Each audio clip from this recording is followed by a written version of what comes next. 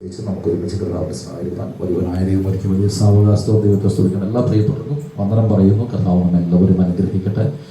പ്രത്യേക നമുക്കറിയാം, ഈ ദേശം നമ്മുടെ ഇന്ത്യ മുഴുവനും അല്ലാതെ ഭാരപ്പെടുന്ന ഒരു വ്യാധി ഉണ്ട്. അത് നമുക്ക് അതിനെക്കുറിച്ച് കൂടുതൽ അറിയാവുന്നതാണ്. എന്നാൽ ഇന്ന് പകലിൽ വളരെ പ്രാർത്ഥനയോടെ നമുക്കായിരിക്കാം. ഏത് മഹാവ്യാധിയിൽ നിന്ന് നമ്മെ വിടുവിക്കുവാൻ ഒരു നല്ല കർത്താവുണ്ട്. ആ നല്ല കർത്താവ് നമ്മെ വിടുവിക്കാത്തിടത്തോളം കാലം ഒരിക്കലും നടക്കത്തില്ല, മാറ്റം സംഭവിക്കുകയില്ല. ദൈവജനം ദൈവത്തെ മറക്കുമ്പോഴാണ് ദൈവം കരുണയില്ലാതെ പ്രവർത്തിക്കാൻ തുടങ്ങുന്നത്. വേദപുസ്തകത്തിനകത്ത് ഒത്തിരി തെളിവുകളുണ്ട്. ഇന്ന് പല സ്ഥലങ്ങളിലും ആരാധന നടത്താൻ കഴിവില്ലാതെ വിധത്തിലായിരിക്കുന്നു. എന്നാൽ നമ്മുടെ കോട്ടയം ജില്ലയിലെ ഗവൺമെൻറ്, കോട്ടയം ജില്ലയിലെ കളക്ടറും അവർക്ക് അധികാരപ്പെട്ടവരും അതിനെക്കുറിച്ച് തീരുമാനം അറിയിച്ചത് 20 പേര് കൂടാം, അതിൽ കൂടുതൽ 20 പേര്. നമ്മുടെ സഭയിലുള്ള എണ്ണം എല്ലാവരും കൂടി കഴിഞ്ഞാൽ മിക്കവാറും എല്ലാ ദിവസവും വന്നതിനനുസരിച്ച് 20 പേരേ ഉള്ളൂ. അവരിൽ ഏറ്റവും കൂടുതൽ. എന്നാൽ അങ്ങനെ പോയാലും 10-15 പേരേ ഉള്ളൂ. കുഞ്ഞുങ്ങളെയും കൂടെ കൂട്ടിയാണ് 20 പേര്, അല്ലെങ്കിൽ 16 പേര്, അല്ലെങ്കിൽ മാക്സിമം പോയാൽ എങ്ങനെ പോയാലും നമ്മുടെ വലിയവരെല്ലാം കൂടെ വന്നു കഴിഞ്ഞാൽ 10-15 പേർക്ക് താഴെ നിൽക്കുകയുള്ളൂ.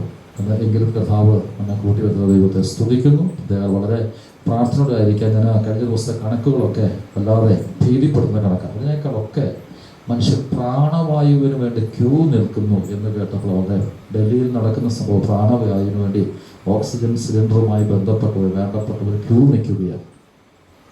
Price the Lord. എന്ന് പറഞ്ഞാൽ ഹോസ്പിറ്റലിലേക്ക് വേണ്ടപ്പെട്ടവർ കിടക്കുന്നു, അവർക്ക് വേണ്ടി സിലിണ്ടർ ഇല്ലാത്തതുകൊണ്ട് പ്രൈവറ്റ് ഹോസ്പിറ്റലുകാർ പറഞ്ഞു ഞങ്ങൾക്ക് വേണ്ട. കാരണം പ്രൈവറ്റ് ഹോസ്പിറ്റലുകാർ ഒരു വേണ്ട എന്ന് പറയണമെങ്കിൽ അവരുടെ സ്ഥിതി ഒന്ന് ഓർത്ത് നോക്കിക്കേ. Praise the lord. സാധാരണക്കാരന് ജീവിക്കാൻ പറ്റത്തില്ലാത്ത അവസ്ഥയിലായി. Praise the lord. ഏതാണ്ട് 700 രൂപ അങ്ങോട്ട് ഒരു സിലിണ്ടറിൻ്റെ വിലയെന്ന്. ഒരു ദിവസം 3 സിലിണ്ടർ വേണം ഒരു മനുഷ്യന്. അങ്ങനെയെങ്കിൽ 2100 രൂപ ഒരു ദിവസം ജീവിക്കുവാൻ, 24 മണിക്കൂർ കടന്നു പോകാൻ. ഇത് കണക്ക് പറയുന്ന കേട്ടപ്പോൾ ഞെട്ടിപ്പോയി. അതാണ്ട് ജനുവരി മാസത്തിൽ മോദി ഗവൺമെൻറ്, നമ്മുടെ പ്രിയ പ്രധാനമന്ത്രി മോദി, അദ്ദേഹം പറഞ്ഞൊരു കാര്യം, അദ്ദേഹത്തിൻ്റെ ആ ഗവൺമെൻറ്റിൻ്റെ കണക്കനുസരിച്ച് അതിൻ്റെ ഓക്സിജൻ സിലിണ്ടറിന് വേണ്ടി ഏതാണ്ട് 160 പ്ലാന്റുകൾ സ്ഥാപിക്കുമെന്ന് പറഞ്ഞു. പക്ഷേ ഏപ്രിൽ മാസം 18-ാം തീയതിയിലെ കണക്ക്, വാർത്തയ്ക്ക് ചാനലിനകത്തുണ്ട്, ഏപ്രിൽ മാസം 18-ാം തീയതിയിലെ കണക്കനുസരിച്ച് 33 പ്ലാന്റേ ആയിട്ടുള്ളൂ ഓക്സിജന് വേണ്ടി. നേരത്തെ ചെറുകിട പ്ലാന്റുകളൊക്കെ ഉണ്ട്. നമ്മൾ കണ്ടോ ഓക്സിജൻ കൊണ്ടുപോകുന്ന വണ്ടി ഒരു സ്റ്റേറ്റിലേക്ക്, ഡൽഹിയിലേക്ക്, വേറെ സ്റ്റേറ്റിലേക്ക് പോയ വണ്ടി വേറൊരു സ്റ്റേറ്റുകാരെ പിടിച്ചെടുത്തുകൊണ്ട് പോയി. ഇങ്ങനെയൊക്കെയുള്ള വാർത്ത കേട്ടു. ഓക്സിജന് വേണ്ടി മനുഷ്യൻ ഓടുന്നു, ഓക്സിജൻ വഴി മനുഷ്യൻ മോഷ്ടിക്കുന്നു. ഇന്ന് പകലിൽ നല്ലവനായ ദൈവത്തെ മഹത്വപ്പെടുത്താം. നമുക്ക് ഈ അവസ്ഥ വന്നില്ലല്ലോ. ഓക്സിജൻ എടുക്കേണ്ട ഒന്ന് ഓർത്ത് നോക്കുക, പെടാപ്പാട് മനുഷ്യപ്പെടുക. എന്നാൽ ഇതിൻ്റെ അകത്ത് പ്രാർത്ഥിക്കുവാൻ വേണ്ടി ദൈവജനം മുഴങ്ങാൻ നടക്കുന്നുവെങ്കിൽ അതൊരു ദൈവത്തിൻ്റെ പ്രവർത്തിക്കേറ്റില്ല. എങ്കിലും ഒരാൾക്കും ഒരു വിശ്വാസമില്ല. ഇതിന് എന്തൊക്കെ പ്രാർത്ഥിക്കുന്നെന്ന് പറഞ്ഞാൽ ആർക്കും ഒരു വിശ്വാസമില്ല. കാരണം വലിയ രോഗസൗഖ്യവും വലിയ വിടുതലുകളും ഒക്കെ പ്രസ്താവിച്ചുകൊണ്ട് നടന്ന പലരെയും ഇന്ന് അഡ്രസ്സ് പോലും കാക്കാനില്ല. അല്ലെങ്കിൽ ക്യാൻസർ രോഗികളെ സൗഖ്യമാക്കിയെന്നും മുഴ മാറിയെന്നും ഇല്ലാത്ത ഇതൊക്കെ പറഞ്ഞ് പബ്ലിസിറ്റി കൊടുത്ത് ജനത്തെ കൂട്ടിക്കൊണ്ടിരുന്നവനെ ആരെയും കാണാനില്ല. ഭക്തന്മാര്, ഒരു കാര്യം വളരെ ശ്രദ്ധിക്കണം, ഭക്തന്മാരെ ദൈവം നിർത്തുകയാണ്, എഴുന്നേൽപ്പിക്കുകയാണ്. ഭക്തന്മാരുടെ എന്തുകൊണ്ടാണ് ദൈവജനത്തിൽ നമുക്ക് ഒത്തിരി തെളിവുകളുണ്ട്. വളരെ ശ്രദ്ധയോടുകൂടി ആയിരിക്കണം. കർത്താവിൻ്റെ വരവിന് മുന്നോടിയായിട്ട് നടക്കുന്ന സംഭവങ്ങൾ ഇതൊക്കെ. ലോകത്തിൽ ഈ വ്യാധി എവിടെയോ തുടങ്ങിയ ഒരു വ്യാധി. വാക്സിൻ എടുത്ത പലരും പറയുന്നു, വാക്സിൻ എടുത്തിട്ട് അവർക്ക് പിന്നെയും ഈ കോവിഡ് വരുന്നു. എന്നാൽ അതിൻ്റെ ഭീകരതയോടെ വരത്തില്ലെന്നൊക്കെ പറഞ്ഞത്. എന്തും ആകട്ടെ, പക്ഷെ പലപ്പോഴും വളരെയധികം വല്ലാതെ വിഷമിക്കുന്നു, വല്ലാതെ വിഷമിക്കുന്നു. ആരുടെ മുഖത്തേക്ക് നോക്കിയാലും നിവൃത്തിയില്ലാതിരിക്കുകയാണ്. പണമുള്ളവന് മാത്രം ജീവിക്കാൻ പറ്റുന്ന ഒരു സാഹചര്യത്തിലെ കാര്യം മാറുകയാണ്. Price the Lord. നമ്മൾ പണ്ട് പറയാറ്, പണത്തിന് മീതെ എന്ത് പറക്കത്തില്ല, പലതും പറക്കത്തില്ല. അതേ പരുവത്തിൽ ഇപ്പോൾ ഓടുന്നത്. പണത്തിന് വേണ്ടി മനുഷ്യൻ എത്രയോ കാര്യങ്ങൾ നടത്തുന്നു.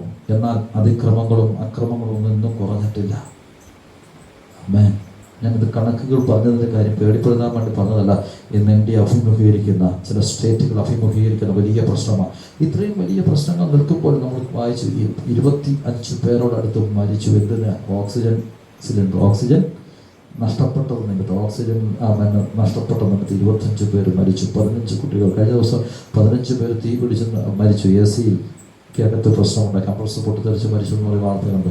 ഒന്ന് ഓർത്ത് നോക്കിക്കുക, എവിടെ പോയാലും മനുഷ്യൻ രക്ഷപ്പെടുവാൻ കഴിയില്ല.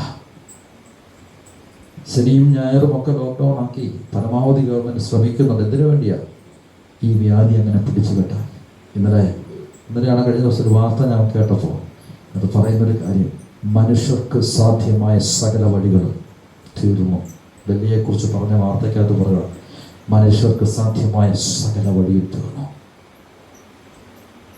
നേരത്തെ മനുഷ്യനെ കൊണ്ട് പിടിച്ചു കെട്ടാന്ന് പറഞ്ഞാൽ പലതും നോക്കിയത്. സമ്പന്ന രാജ്യമായ അമേരിക്ക പോലും വിറങ്ങലിച്ചു പോയത് ഇതുപോലൊരു അവസ്ഥ കൊണ്ടുകൊണ്ടാണ്. അന്നേ പറഞ്ഞിരുന്നു, സമ്പന്ന രാഷ്ട്രമായ അമേരിക്കയ്ക്ക് പിടിച്ചു നിർത്താൻ പറ്റിയില്ലെങ്കിൽ, സമ്പന്ന രാഷ്ട്രങ്ങൾ പിടിച്ചു നിൽക്കാൻ പറ്റിയില്ലെങ്കിൽ ഇന്ത്യയൊക്കെ ആകെ ഏത് ദൈവത്തിനായിത്തീരുമാണ്. കൃപയാൽ ഇത്രയൊക്കെയാണെന്ന് പറഞ്ഞാലും കൊച്ചു കേരളത്തിനകത്ത് വലിയ പ്രശ്നമില്ലാതെ കാര്യങ്ങൾ നടക്കുന്നു എന്നുള്ളതാണ്. എല്ലാവരും അവിടെ മുഴങ്ങാൻ മടക്കുന്ന ദൈവഭക്തന്മാരോ ദൈവത്തെ സ്തുതിക്കുകയും. അതുകൊണ്ട് വളരെ ശ്രദ്ധയോടെ ആയിരിക്കണം നമ്മൾ മുമ്പോട്ടുള്ള എല്ലാ ഗമനങ്ങളും എല്ലാ കാര്യങ്ങളും വളരെ ശ്രദ്ധയോടെ.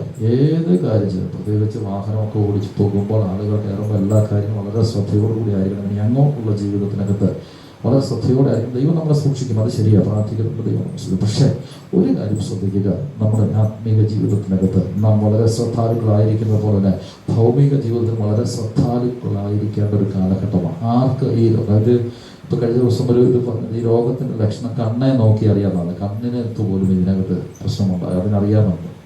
മറ്റത് നേരത്തെ പറഞ്ഞത് പനിയാണ്, ചുമയാണ്. പക്ഷെ കണ്ണിൻ്റെ അകത്ത് വരുന്ന വ്യതിയാനം പോലും രോഗത്തിന് അറിയാം. പല കാരണങ്ങളില്ല. എന്തുവാ രോഗത്തിന് വരുന്നത് കാരണമില്ലാത്ത വിധത്തിലാണ്. പണ്ടെന്തെങ്കിലുമൊക്കെ കണ്ടുപിടിക്കാൻ പറ്റുമായിരുന്നു, പനിയോ എന്ന്. പക്ഷേ തോന്നുന്നില്ല, മനുഷ്യൻ ഈ രോഗം മറച്ചു വയ്ക്കും. കഴിഞ്ഞ ദിവസം ഒരു ദൈവഭക്തനുമായി സംസാരിച്ചപ്പോൾ അവരുടെ കൂടെ വർക്ക് ചെയ്യുന്ന ഒരു വ്യക്തിക്ക് ഈ അസുഖമാണ്, മിണ്ടിയില്ല. പനി പിടിച്ച് ജലദോഷം പിടിച്ച് കുറേ ദിവസങ്ങളായിട്ട് കൊണ്ടുവന്നു, പക്ഷെ മിണ്ടിയില്ല. അവസാനം ഇതെല്ലാവർക്കും പിടിച്ചു കഴിഞ്ഞപ്പോൾ അവർ ചെക്ക് ചെയ്തപ്പോൾ കൂട്ടത്തിലുണ്ടായിരുന്ന 10 സ്റ്റാഫിൽ അതിൻ്റെ 7 പേരും ഈ വ്യാധി. ഈ കൊണ്ടുവന്ന വ്യക്തി അന്നും മുങ്ങി. ഒരൊറ്റ ഒരാൾ ശ്രദ്ധിക്കാത്തതിൻ്റെ ഫലം. അപ്പോൾ വളരെ ശ്രദ്ധയോടുകൂടി ആയിരിക്കണം. എവിടെ പോയാലും വളരെ പ്രാർത്ഥനയോട്, വളരെ കരുതലോടുകൂടി ആയിരിക്കണം. വളരെ മേഖലകളിൽ നാം ഏത് തൊഴിലിനിപ്പോൾ ജീവിക്കാൻ വഴിയില്ല, കാരണം ഏതെങ്കിലും തൊഴിൽ ചെയ്തേ പറ്റുള്ളൂ, നമ്മൾ എന്തെങ്കിലുമൊക്കെ കാര്യം ചെയ്തേ പറ്റുള്ളൂ. പക്ഷേ ഈ തൊഴിലുകൾ ചെയ്യുമ്പോൾ രാവിലെ വൈകിട്ടുമൊക്കെ വളരെ ആത്മാർത്ഥമായി ഒത്തിരി അധ്വാനിച്ച് ഒത്തിരി കാര്യങ്ങൾ ചെയ്യുന്നതിനൊക്കെ നമുക്ക് നാം ദൈവമക്കളാണ്. ദൈവമക്കളെ ഒരു കാര്യം പറയട്ടെ, കുറച്ചുകൂടെ കൂടുതൽ സമയം ദൈവസന്നിധിയിൽ ഇരിക്കുക, കുറച്ചുകൂടെ കൂടുതൽ സമയം പ്രാർത്ഥിക്കുക. മനുഷ്യന് കഴിയുന്നത് കഴിഞ്ഞു. പിടിച്ചു കെട്ടാൻ പറ്റുമോ എന്നോർത്തുകൊണ്ട് കേരളം വല്ലാതെ പാടുപെടുകയാണ്. കേരളത്തിനകത്ത് പിന്നെ വലിയ അധികം പ്രശ്നമില്ല എന്ന് പറയാം. പക്ഷേ ഡൽഹിയെക്കുറിച്ചൊക്കെ കേൾക്കുമ്പോൾ പേടി തോന്നുന്നു. ഇടയ്ക്ക് വാർത്തയൊന്ന് കേട്ട് നോക്കണം, ഡൽഹിയെക്കുറിച്ച് ഒന്ന് കേട്ട് നോക്കണം. കേജ്രിവാൾ അവസാനം പ്രധാനമന്ത്രിയോട് കെഞ്ചുന്ന അവസ്ഥകൾ വരെയും ഉണ്ടായി. എന്തിനു വേണ്ടിയാ? പ്രാണവായുവിന് വേണ്ടി. അവൻ അങ്ങനെ ഹെഡിങ് കൊടുത്തു, ഡൽഹി പ്രാണവായുവിന് വേണ്ടി നിലവിളിക്കുന്നു. ഒന്നാമത്തെ അവിടുത്തെ പ്രശ്നം എന്ന് പറഞ്ഞാൽ ഏറ്റവും കൂടുതൽ മലിനീകരണമുള്ള സ്ഥലമാണ്, വായു മലിനീകരണമുള്ള സ്ഥലമാണ്. അതിൻ്റെ കൂടെ ഇതുകൂടി ആയി കിട്ടുമ്പോൾ നമ്മൾ ഓർത്ത് നോക്കിക്കേ എങ്ങനെയാകും. അതിൻ്റെ ഭീതികരമായ അവസ്ഥകൾ മനസ്സിലാക്കുവാൻ വേണ്ടിയാണ് ഞാനിത് പറഞ്ഞത്. ഇന്ന് പകലിൽ എനിക്ക് എൻ്റെ ദൈവത്തെ മഹത്വപ്പെടുത്തുവാൻ ഒറ്റ കാരണം മതി, ഈ ഓക്സിജൻ സൗജന്യമായി തന്നുകൊണ്ടാണ്. അതാണ് വായിച്ച സങ്കീർത്തന ഭാഗം. നിങ്ങളൊക്കെ ഓർക്കും, ഞാൻ ഈ പറയുന്ന എന്തിനാ ഇത്രയും വലിയ കഷ്ടപ്പെട്ട് പറഞ്ഞത്. ദൈവമേ, സിയോന്റെ സ്തുതി നിനക്ക് യോഗ്യമെന്ന് പറയുന്നതിൻ്റെ കാര്യം വേറൊന്നുമല്ല, അവൻ കരുണ കാണിച്ചു. അവൻ്റെ ദയ ഇന്നും നമ്മളോടൊപ്പം ഉള്ളത് കൊണ്ടാണ്. അപ്പനും മക്കളോട് കരുണ തോന്നുന്ന പോലെ യഹോവയ്ക്ക് തൻ്റെ ഭക്തന്മാരോട് കരുണ തോന്നുന്നു വചനം എഴുതി വെച്ചിരിക്കുന്നത്. അവൻ ദൈവത്തിന് നമ്മുടേതായ പ്രവൃത്തികൾ അനുസരിച്ച് പകരം ചെയ്യാൻ അറിയാമല്ല, നാം പൊടിയെന്നോർക്കുന്നു. ആമോസ് പ്രവചനം 7-ാം അധ്യായം 1 അവൻ എടുത്താട്ടെ. ആമോസ് പ്രവചനം 7-ാം അധ്യായം 1. Price the Lord. ഹല്ലേലൂയ. കഴിഞ്ഞ ദിവസം വാക്യം എടുക്കുന്നത് 8-ാം അധ്യായം ആമോസ് പോലെന്നത്തെ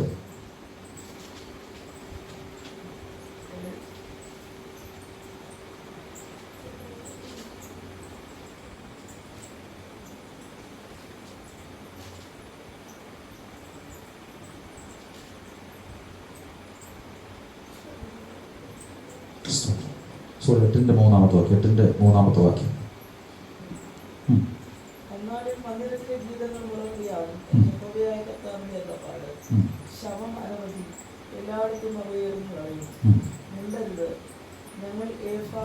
മതി മതി, ഇത് ഡൽഹിയിലെ ഒരു അവസ്ഥയാണ്. ഏതാണ്ട് 100 കണക്കിന് സ്ഥലം. ഇന്ന് രാവിലെ ഒരു വീഡിയോ ഉണ്ട്, അത് കൊടുത്തിരുന്ന പബ്ലിഷ് ചെയ്യേണ്ട എന്ന് പറഞ്ഞിരുന്നു. എന്ന് വെച്ചാൽ ഒരു താരത്തിന് മുകളിൽ നിന്ന് താഴെ ശവങ്ങൾ കൂട്ടിയിട്ട് കത്തിക്കുകയാണ്. കൊറോണ വലിയ നാശം, ഒരു മര്യാദയില്ലാതെ ഒരു വാഹനത്തിൽ ശവം കൊണ്ടുപോകുന്നു. ശവങ്ങൾ ഹോസ്പിറ്റലിൽ നിന്ന് ഇറങ്ങി വരുന്ന വഴിക്ക് വണ്ടിക്കകത്ത് നിന്ന് തെറിച്ചു പോകുന്നു. അത്രയും അനാദരവോടുകൂടി പറഞ്ഞിട്ട് കാര്യമില്ല. മനുഷ്യന് പേടിയായി. എന്ത് ചെയ്യണം അറിയാമല്ല. ഇന്ത്യ നടക്കുന്ന സംഭവങ്ങളില്ല. അധികാര സ്ഥാനങ്ങൾ ഇരിക്കുന്നവർക്ക് പോലും നിവർത്തിയില്ലാതെ വരികയാണ്. മന്ദിരത്തിലെ ഗീതങ്ങൾ എന്താകും? മുറവിളികളാകും. വേറെ വാക്യമാണ് മന്ദിരത്തിൽ ഇരമേപ്രദം മന്ദിരത്തിലെ ഗീതങ്ങൾ നിലവിളിക്കുന്നത്. ഇവിടെ ആരാണ് പറഞ്ഞത്? ഇസ്രായേൽ മക്കളെ നോക്കിക്കൊണ്ട് പറയുന്നത് എന്താ? നിങ്ങളുടെ മന്ദിരത്തിലെ ഗീതം എന്തിനാ? കാരണം എന്തോ? അതിന്റെ മുകളിലത്തെ വാക്യം വായിച്ചേ. നീ എന്ത് കാണുന്നു? ആമോസ് ചോദിച്ചപ്പോ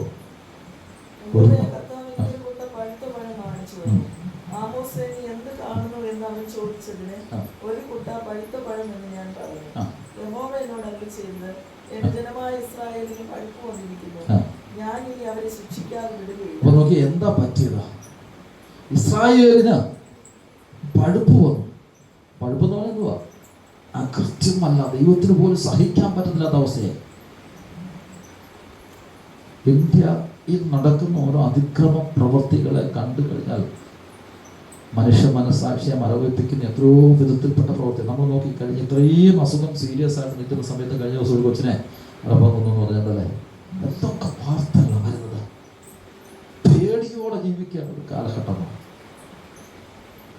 പണ്ട് വാക്യം പറഞ്ഞിരിക്കുന്ന ഒരു മാതാവ് തൻ്റെ കുഞ്ഞിനെ മറക്കുമോ എന്ന് വാക്യം എഴുതി വെച്ചപ്പോൾ എല്ലാവരും നടക്കാൻ പോകുന്ന കാര്യമാണ്. പക്ഷെ ഇന്ന് അതൊക്കെ സംഭവിച്ചുകൊണ്ടിരിക്കുന്നത്. ഇന്ത്യയിലെ ഏറ്റവും കൂടുതൽ ഇത്രയും ക്രൂരമായ പ്രവൃത്തികൾ. Price the Lord. ഒരു വശത്ത് മാതാപിതാക്കൾ കുഞ്ഞുങ്ങളെ കൊല്ലുന്നു, മറുവശത്ത് കുഞ്ഞുങ്ങൾ മാതാപിതാക്കളെ ഉപദ്രവിക്കുന്നു. കഞ്ചാവിന് മയക്കുമരുന്ന് മദ്യത്തിന് വേണ്ടിയൊക്കെ സ്വന്തം മാതാപിതാക്കളെ കയ്യിൽ നിന്ന് മോഷ്ടിക്കുന്ന, പണം മോഷ്ടിക്കുന്ന തലമുറകൾ, ഉപദ്രവിക്കുന്ന തലമുറകൾ, എത്രയോ കാര്യങ്ങൾ നടക്കുന്നത്.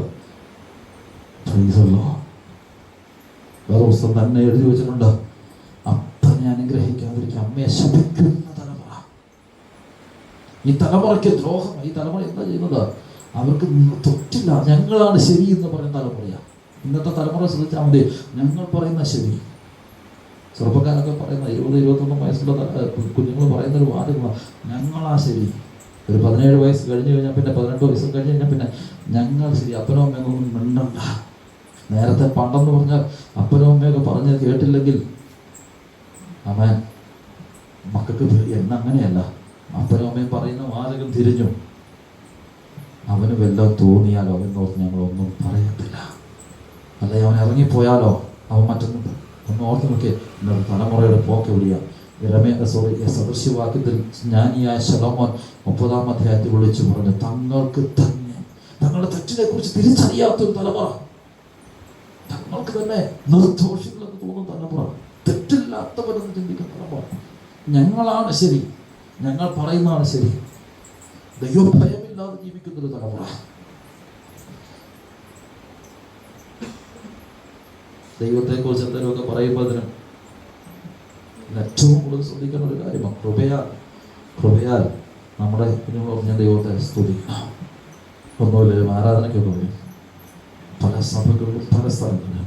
എന്തിനും നമ്മുടെ മേലുകാവിൽ പോലും ഈ സ്ഥലങ്ങളിലൊക്കെ എത്രയോ ദൈവമക്കളുടെ തലമുറകൾ വഴിയെ ആരാധന നടക്കുന്ന സമയത്ത് വഴിയാകാലിക്കന്മാരിരിപ്പുണ്ടെന്നറിയോ?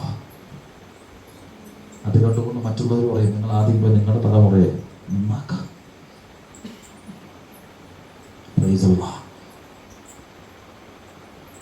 പ്രാർത്ഥിക്കാൻ അറിയത്തില്ല. ഒരു പ്രായം കഴിഞ്ഞു കഴിഞ്ഞാൽ സ്വന്തം ഇഷ്ടത്തിന് പോവുകയാണ്. ഇതെല്ലാം കണ്ട് തമ്പുരാൻ സഹികെട്ടപ്പോ ഒരു ചെറിയ വൈറസിന് മനുഷ്യനെ പിടിച്ചു കെട്ടുവാൻ ഇത്രയും പറ്റുമെങ്കിൽ ചിന്തിക്കുക. നമ്മുടെ കഴിവോ മിടുക്കും ഒന്നുമല്ല, തന്നെയുള്ള ഒരുവൻ നമ്മോടൊപ്പമുണ്ട്. അതുകൊണ്ടാണ് നാം ഇരിക്കുന്നത്. അപ്പൊ ദൈവത്തെ മഹത്വപ്പെടുത്തുക. സിയോനെ സ്തുതി നിനക്ക് യോഗ്യം. എന്തുകൊണ്ടാണ് ദൈവത്തെ മഹത്വപ്പെടുത്തണം? 116 സങ്കീർത്തനത്തിന്റെ അവസാനത്തെ 3 വാക്യങ്ങളിലേക്ക് 116 സങ്കീർത്തനം അവസാനത്തെ 3 വാക്യങ്ങൾ. 116 സങ്കീർത്തനം. ആ ആ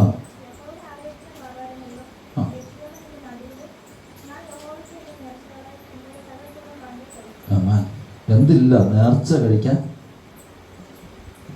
നമ്മൾ വായിച്ച വാക്യമാണ്. അതിൻ്റെ മുകളിലത്തെ ഒരു വാക്യങ്ങളുണ്ട്, അത് കൂട്ടി വായിച്ചാൽ നമുക്ക് കൃത്യമായി മനസ്സിലാകും. 116 സങ്കീർത്തനത്തിലെ ഞാൻ നിന്റെ ദാസനാകുന്നു.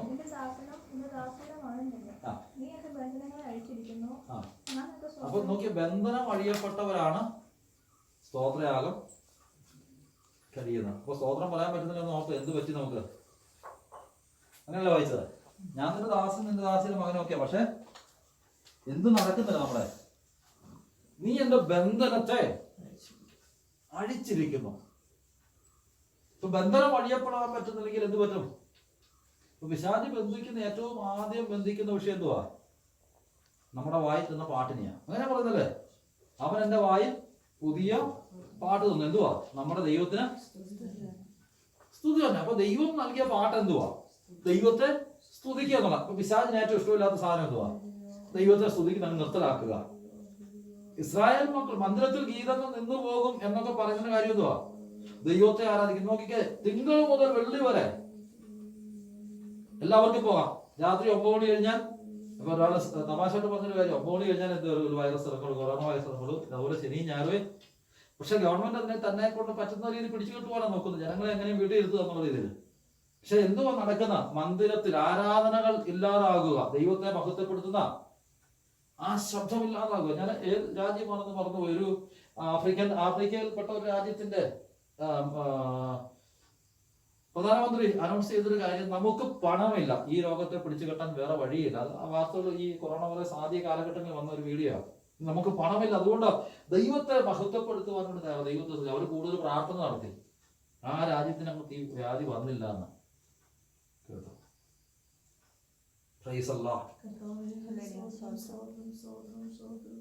ഇതൊക്കെ വീഡിയോ വന്നത്, ഇതൊക്കെ നിങ്ങൾ ഒരുപക്ഷെ കണ്ടു കാണും. ഒരു കാര്യം ഓർക്കാൻ ഞാൻ പറയുന്നത് വെറുതെയല്ല. ദൈവത്തെ മഹത്വപ്പെടുത്തുന്ന, ദൈവത്തിന് അവന്റെ നാമത്തിൽ തക്ക മഹത്വം കൊടുക്കുന്ന ഒരു ജനമുണ്ടോ, ദൈവം അവരെ സുരക്ഷിതമായി സൂക്ഷിക്കും. അവർക്ക് വേണ്ടി ദൈവം ഇറങ്ങി വരുമെന്ന് തെളിവായി കണ്ട കാര്യമാണ്. ദൈവം തിരഞ്ഞെടുത്ത ജാതി ഇസ്രായേൽ മക്കൾ. ഇസ്രായേൽ മക്കളുടെ മിസ്രൈമിൽ അത്രയും തൊട്ടടുത്ത് കിടക്കുന്ന ജാതിക്കകത്ത് എന്തൊക്കെ വ്യാധി വന്നാലും അതൊന്നും എന്ത് നടന്നില്ല. ഇസ്രായേൽ മക്കൾ ഒരാൾക്ക് പോലും അത് ദൈവം വേർതിരിവ് വെച്ചിരുന്നു. അങ്ങനെ ഒരു കാര്യം ഓർക്കാം, ഞാനും നിങ്ങൾ ശരിയായി ദൈവത്തിന്റെ മക്കളായി തീർന്നു കഴിഞ്ഞാൽ എന്ത് പറയും? ദൈവത്തിന്റെ സുരക്ഷിത കരങ്ങൾ നമ്മളെ നമുക്ക് ദൈവത്തിന്റെ ദൈവത്തെ മഹത്വപ്പെടുത്തുക. സിയോനെ സ്തുതി നിനക്ക് യോഗ്യം എന്ന് പറയുന്ന ദൈവത്തിന് അവൻ ഏറ്റവും പ്രിയമുള്ള കാര്യത്തെ നമ്മളിൽ നിന്ന് അകറ്റുക എന്നുള്ള പിശാച് നോക്കുന്ന കാര്യം. കഴിഞ്ഞ ആഴ്ച പറഞ്ഞ വാ തുറന്ന് ദൈവത്തെ മഹത്വപ്പെടുന്ന തെളിവുണ്ടല്ലേ? വേദോസന തെളിവ് പറഞ്ഞു, ഉച്ചത്തിൽ കർത്താവിന് സ്തോത്രം പറയണം. എന്തിനാ? ദൈവത്തിന് ചെവിയാക്കാൻ പറ്റത്തില്ലാത്തതുകൊണ്ടല്ല, എല്ലാവരെക്കാളും ഏറ്റവും കൂടുതൽ കേൾവിയുള്ള ദൈവമാണ്. ഹന്ന ഹൃദയത്തിനകത്ത് സംസാരിച്ച് കേൾക്കാൻ പറ്റുമെങ്കിൽ അവൻ പാപിനിയായ സ്ത്രീ അവൻ ആ തൈലം ഒഴിച്ചപ്പോൾ ശിമോന്റെ ഹൃദയത്തിനകത്ത് ആ സ്ത്രീ പാപിയാണ് എന്ന് പറയുന്നത് പോലും തിരിച്ചറിഞ്ഞ ഒരു കർത്താവുണ്ട്. അവൻ അങ്ങനെയെങ്കിൽ ഹൃദയത്തിനകത്ത് ചിന്തിക്കുന്നത് പോലും ദൂരത്തു നിന്ന് അറിയുന്ന ദൈവത്തിന് ചെവി കേൾക്കാൻ വയ്യാത്തത് കൊണ്ടല്ല ഉറക്കെ സ്തോത്രം പറയണം ഓർക്കുക. അവൻ ദൈവം പറഞ്ഞതിന്റെ കാര്യം വേറൊന്നുമല്ല, അവൻ ബന്ധിക്കപ്പെടാതിരിക്കുവാൻ വേണ്ടി, നമ്മൾ ബന്ധനം അഴിയാൻ വേണ്ടിയാ അവൻ ദൈവത്തെ മഹത്വപ്പെടുത്തണമെന്ന് പറയുന്നത്. നമ്മുടെ ബന്ധനം ചെയ്യണം അഴിയാൻ വേണ്ടി എന്ത് ചെയ്യാൻ പറയുന്ന ഉറക്കെ 4 ഹല്ലേലൂയ ദിവസവും ഉറക്കെ സ്തോത്രം പറയുക. ദൈവജനത്തെ കണ്ടാൽ തിരിച്ചറിയാൻ പറ്റും. അതെനിക്ക് കേൾക്കാൻ വേണ്ടിയല്ല പറയുന്നത്. അവൻ അതുകൊണ്ട് നമ്മെ കൊണ്ട് പറയിക്കത്തില്ലാത്തൊരു വിഷയം, നമ്മുടെ വായിൽ തന്ന സ്തുതി എന്ന പാട്ടിനെ ഇല്ലാതാക്കിയ അവൻ, ആ പാട്ടില്ലാതായാൽ നമ്മൾ ആരെ പോലെയാ? അവൻ ശിംശോൻ പറയുന്നൊരു വാചകമുണ്ട്. ശിംശോൻ പറയുന്നത് ശ്രദ്ധിച്ചു നോക്കിയാൽ മതി. അവൻ വളരെ കാര്യമായി ചോദിക്കുന്നുണ്ട്, ദലീല നിന്റെ ഈ ശക്തി എന്താണ്? അപ്പൊ ഓരോ കാര്യങ്ങൾ പറയുന്നുണ്ട്. ഓരോ കാര്യങ്ങൾ ഇങ്ങനെയൊക്കെയാണ്, അല്ലെങ്കിൽ എന്നെ കയറുകൊണ്ട് കെട്ടിയാൽ മതി, അങ്ങനൊക്കെ പറയുന്നുണ്ട്. പക്ഷേ അവസാനം അവൻ പറഞ്ഞൊരു കാര്യം, എന്റെ തലയിൽ 7 ജടയുണ്ട്, ഈ 7 ജട ഒന്ന് കട്ട് ചെയ്താൽ ഞാൻ ശേഷം മനുഷ്യനെ പോലെയാകും. എന്തുവാ കാര്യം? ദൈവം വെച്ച വ്യവസ്ഥ ഏതാ? നിന്റെ തലമുടി എന്ത് ചെയ്ത? കട്ട് ചെയ്ത. ദൈവത്തിന്റെ വ്യവസ്ഥ. നീ എന്തായിരിക്കണം? നാസീരായിരിക്കണം. ഈ വിഷയത്തെ ചെയ്തു കഴിഞ്ഞാൽ ഞാൻ ശേഷം. അപ്പൊ ദൈവജനത്തിന് മറ്റുള്ളവരിൽ നിന്നുള്ള വ്യത്യാസം എന്തുവാ? ദൈവം കൊടുത്ത പാട്ടിനെ അവർ ഉപയോഗിക്കാൻ വേണ്ടി തയ്യാറാകണം. നമ്മുടെ ദൈവത്തിന്റെ സ്തുതി തന്നെ പലരും അത് കണ്ട് ഭയപ്പെട്ട് യഹോവയിൽ ആശ്രയിക്കും. അപ്പൊ നോക്കിയ ദൈവത്തെ മഹത്വപ്പെടുത്തുന്ന ഒരു ജനമുണ്ടെങ്കിൽ ആ ജനത്തിനെ കണ്ടുകൊണ്ട് പലരും ദൈവത്തെ അറിയാൻ തുടങ്ങും.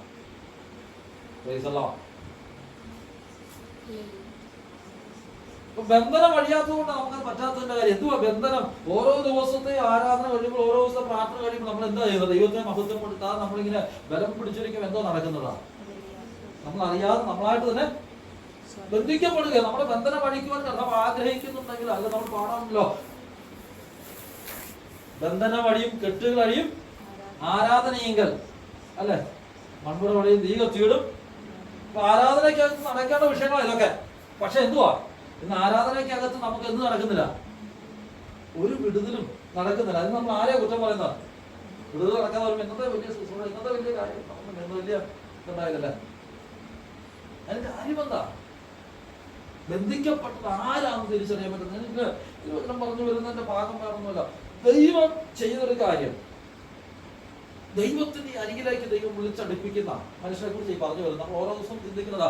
ദൈവത്തിന്റെ അരികിലേക്ക് വിളിച്ചടുപ്പിക്കുന്ന മനുഷ്യനോട് ഒന്നാമത് ചെയ്യാൻ പറഞ്ഞ ദൈവത്തിന് തക്ക മഹത്വം കൊടുക്കാനാണ്. അവന്റെ നാമത്തിന്റെ ശ്രേഷ്ഠതയ്ക്ക് ഒത്തവണ്ണം അവനെ മഹത്വപ്പെടുത്തണം. ഒരാളെ നമ്മൾ കാണുമ്പോൾ, അല്ലെങ്കിൽ നമ്മളെ അവിടത്തോട്ട് പറഞ്ഞു വിടുക, അല്ലെങ്കിൽ ഒരു വ്യക്തിയെ കാണുമ്പോൾ അവരെ നമുക്ക് വലിയ നന്മകളൊക്കെ നൽകിയ വ്യക്തികളെ കുറിച്ചൊക്കെ എന്ത് ചെയ്യണം? നല്ല വാക്കുകളൊക്കെ പറഞ്ഞു അവരെ കാണുമ്പോൾ അല്ലെ, ഇല്ലെങ്കിൽ അവർക്ക് ഇഷ്ടം തോന്നത്തില്ല അല്ലെ. പിന്നെ നമ്മളെ ഏതെങ്കിലും ഒരു ഉദാഹരണം പറയാൻ ഏറ്റവും എളുപ്പം ഇതാ. എന്തെങ്കിലുമൊക്കെ തെറ്റ് ചെയ്തിട്ട് അധ്യാപകർ പിടിച്ച് പിള്ളേരെ ശിക്ഷിക്കാൻ, അല്ലെങ്കിൽ മാതാപിതാക്കളെ വിളിച്ച് ശിക്ഷിക്കാൻ വേണ്ടി തുടങ്ങുമ്പോൾ മക്കൾ പറയുന്നൊരു കാര്യമുണ്ട്. വളരെ വളരെ സോഫ്റ്റ് ആയിട്ടല്ലേ എന്തൊക്കെ കാര്യങ്ങൾ പറയാം. അവരെ വലിയ കാര്യമായിട്ട് പറയും അല്ലെ. കാരണം എന്തുവാ? തല്ലുകെട്ടത് അല്ലെ. അതിന് പോലും മനുഷ്യർ അങ്ങനെ ഉപയോഗിക്കാറുണ്ട്. അത് മാത്രമല്ല, നന്മകൾ ചെയ്തു തരുന്ന മനുഷ്യരെ കുറിച്ച് എന്ത് ചെയ്യും? വളരെ കാര്യമായി പുകഴ്ത്തി പറയും. അങ്ങനെയെങ്കിൽ സർവ്വസൃഷ്ടാവാകുന്ന കർത്താവിനെ നമ്മൾ എത്രത്തോളം മഹത്വപ്പെടുത്തണം എന്ന് തിരുവചനം വ്യക്തമായി നമ്മളോട് പറയുന്നുണ്ട്. അതുകൊണ്ട് സിയോനെ സ്തുതി നിനക്ക് യോഗ്യം എന്ന് പറഞ്ഞിരിക്കുന്നത്. നീ എന്റെ ബന്ധനങ്ങളെ അഴിച്ചിരിക്കുന്നു. അടുത്ത പദം ശ്രദ്ധിക്കുക. നീ എന്റെ ബന്ധനങ്ങളെ അഴിച്ചു എന്ന് പറഞ്ഞിട്ട് അടുത്തെന്ത് പറയുന്നതാ? ഞാൻ നിനക്ക് സ്തോത്രയാഗം കഴിച്ച് യഹോവയുടെ നാമം വിളിച്ചു. അപ്പൊ പ്രാർത്ഥനയ്ക്ക് മുമ്പ് എന്തായിരിക്കണം? സ്തോത്രയാഗം കഴിക്കണം. അപ്പൊ എന്തുകൊണ്ട് 65-ാം സങ്കീർത്തനം 1-ാം വാക്യത്തിനകത്ത് ദൈവമേ സിയോനെ സ്തുതി നിനക്ക് യോഗ്യം, നിനക്ക് തന്നെ നേർച്ച കഴിക്കുന്നു എന്ന് പറഞ്ഞിരിക്കുന്ന കാര്യം, സ്തോത്രയാഗം അർപ്പിക്കുമ്പോൾ അവൻ എന്റെ പ്രാർത്ഥന കേൾക്കുവാൻ തുടങ്ങും. അതടുത്ത വാക്യം നിനക്ക് തന്നെ നിന്നെ വിളിച്ചപേക്ഷിക്കും. Praise the lord. 65-ാം സങ്കീർത്തനം അടുത്ത വാക്യം, പ്രാർത്ഥന കേൾക്കുന്നവനായുള്ളവര് സകല ജനവും നിന്റെ അടുക്കലേക്ക് വരികയാണ്. അപ്പൊ ദൈവം പ്രാർത്ഥന കേൾക്കുന്നു.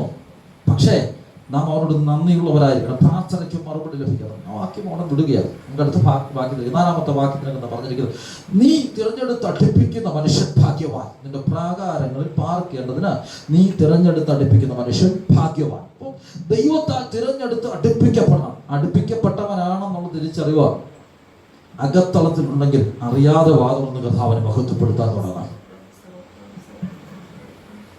Price the Lord. എന്താ പ്രാകാരത്തിനകത്ത് അടുപ്പിക്കപ്പെടേണ്ടതിന്റെ യോഗ്യത? അതാണ് അതിന്റെ മുകളിലത്തെ വാക്യം പറയുന്നത്, നീ ഞങ്ങളുടെ അതിക്രമങ്ങൾക്ക് പരിഹാരം വരുത്തും. അപ്പൊ അതിക്രമങ്ങൾക്ക് പരിഹാരം വരുത്തുവാൻ കഴിവില്ലാതിരുന്നു കഴിഞ്ഞാൽ എന്ത് ചെയ്തില്ല?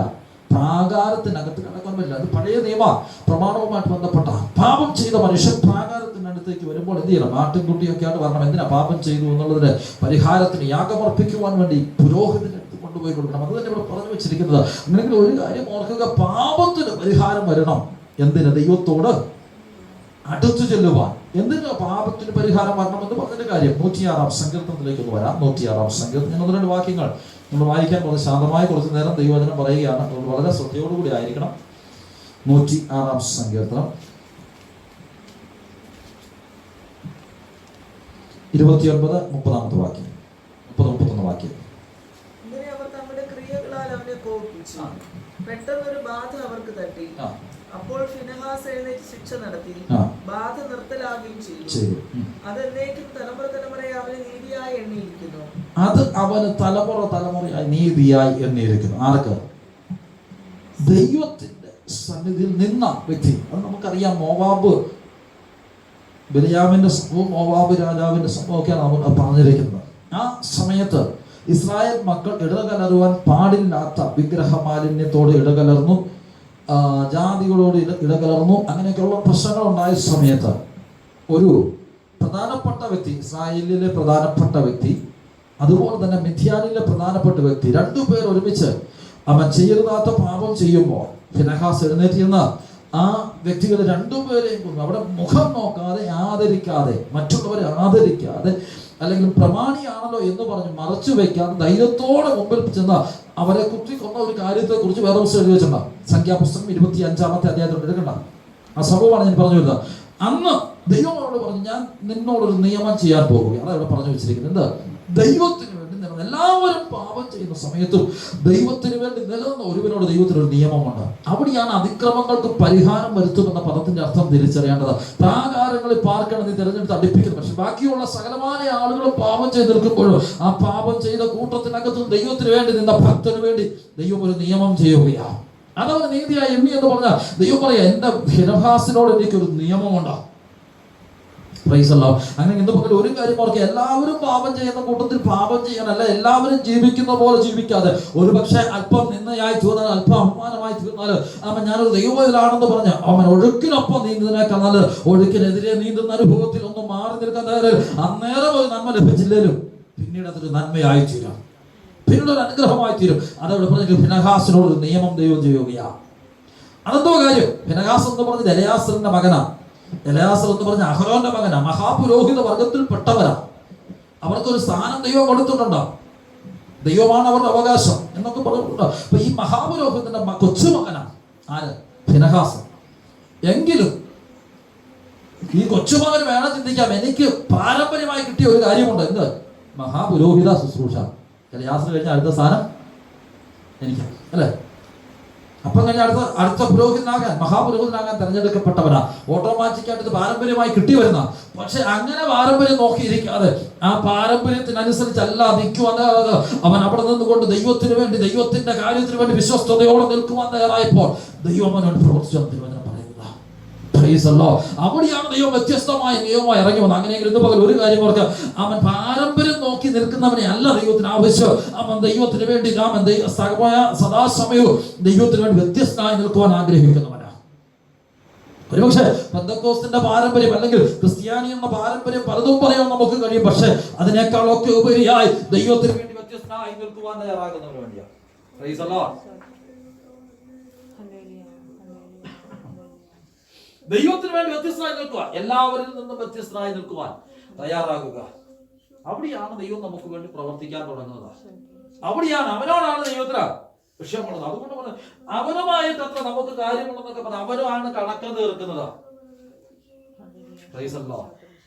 ഇന്നൊരു പക്ഷേ ആരും കണ്ട തിരിച്ചറിഞ്ഞില്ലാലും, ഇന്നൊരു പക്ഷേ ലോകം മുഴുവനും കുറ്റം പറഞ്ഞാലും നാം ദൈവത്തിന്റെ വിശ്വസ്തയോടെ നിൽക്കാമോ? ദൈവം നമുക്ക് അവസ്ഥകൾ ഭേദം കൽപ്പിക്കുന്നതിന് വ്യക്തമായി പറയുകയാണ്.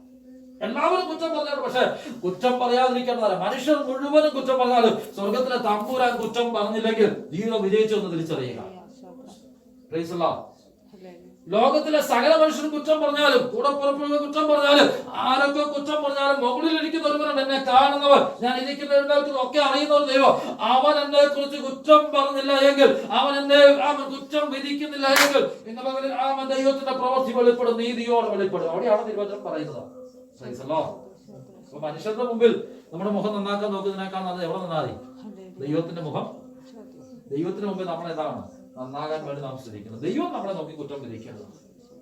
കാരണം മനുഷ്യൻ പുറമേ ഉള്ളത് കണ്ടുകൊണ്ട് എല്ലാ വിധത്തിലുള്ള കാര്യങ്ങൾ പറഞ്ഞു നോക്കുന്നു. പക്ഷെ ദൈവമോ ഹൃദയത്തെ നോക്കുന്നു. ഹൃദയത്തെ നോക്കുന്ന കഥാവിന് മുമ്പിൽ നാം വളരെ കൃത്യമായും നിലനിൽക്കുവാൻ ഇടയായിട്ടുണ്ട്. ആ വാക്യം അവിടെ നിർത്തുക. അകത്യങ്ങൾക്ക് പരിഹാരം പറ്റും. നമുക്ക് വായിക്കാം. യെഹെസ്കേൽ പ്രവചനത്തിലേക്കൊന്ന് വരാം. 36-ാം അധ്യായം ഒന്നെടുക്കാം.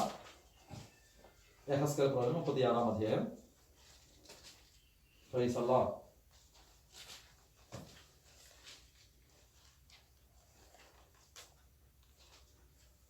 പതിനേഴാമത്തെ വാക്യം ഒന്ന് വായിച്ചിട്ട് റോം വായിക്കണം. അതിന്റെ ആദ്യത്തെ ഭാഗം മാത്രം വായിച്ചാൽ മതി. അവിടെ വായിക്കാം. മനുഷ്യപുത്ര, ഇസ്രായേൽ ദേഹം തങ്ങളുടെ ദേശത്ത് പാർത്തിരുന്നപ്പോൾ അവർ അതിനെ തങ്ങളുടെ നടപ്പുകൊണ്ടും പ്രവൃത്തികൾ കൊണ്ടും വെള്ളമാക്കി. മതി. അവർ പ്രവൃത്തി കൊണ്ടും നടപ്പുകൊണ്ട് എന്ത് ചെയ്തു?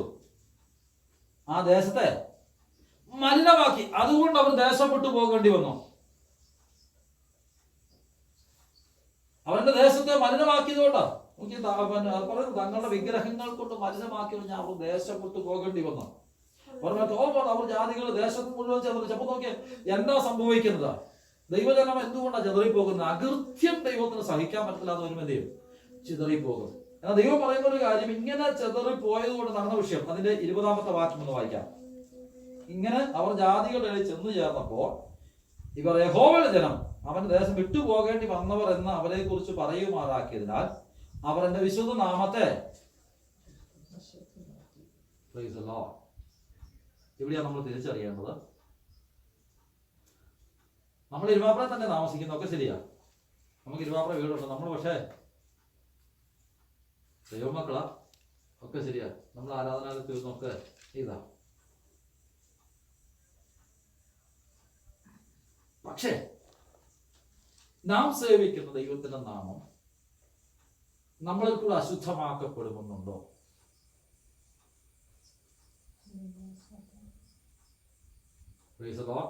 നാം സേവിക്കുന്ന ദൈവത്തിന്റെ നാമം നമ്മളിൽ കൂടെ അശുദ്ധമാക്കപ്പെടുന്നുണ്ട്. എന്തുവാ? എന്താ കാരണം പറഞ്ഞത്? എങ്ങനെയാ? അവർ യഹോവയുടെ ജനം അവന്റെ ദേശം അപ്പൊ ദൈവത്തിന്റെ ദേശം. അപ്പൊ ദൈവീക നന്മകളൊന്നും അനുഭവിക്കാൻ കഴിവില്ലാതെ അവന്റെ ദേശം വിട്ടുപോകേണ്ടി വന്നു എന്ന് പറയുന്നത് അർത്ഥം എന്താ? ദൈവം കൊടുത്ത ദേശത്തിന്റെ പ്രത്യേകത പാലും തേനും ഒഴുകുന്ന ദേശം എന്നാ പറഞ്ഞിരിക്കുന്നത്. അവർ അധ്വാനിക്കാത്ത ചിലതിനെ കൊണ്ടുപോയി ദൈവം കൊടുത്തു, അല്ലെ? രണ്ടുപേർ ചേർന്ന് ചുമന്നുകൊണ്ട് വരേണ്ട മുന്തിരിക്കുറയുള്ള ദേശം. അവിടെ ഉണ്ടായിരുന്ന വെട്ടുക്കിളി പോലെ, ഇസ്രായേൽ മക്കൾ പറയുന്ന ഭാഷ ഇങ്ങനെ വെട്ടുക്കിളി പോലെ തോന്നി അവിടുത്തെ ജനത്തിന്റെ മുമ്പാകെ. അങ്ങനെ അത്രയും വലിയ ശ്രേഷ്ഠകരമായ അത്രയും വലിയ പ്രശ്നങ്ങളിൽ അപ്പൊ നമ്മൾ അറിയാതെ നമ്മളെ ദൈവം വിടുവിച്ചുകൊണ്ട് വരുന്നത് എവിടുന്നാ? ദൈവം നമുക്ക് നന്മ അനുഭവിക്കാൻ നമ്മളെ വിളിച്ചത് എവിടുന്നാ?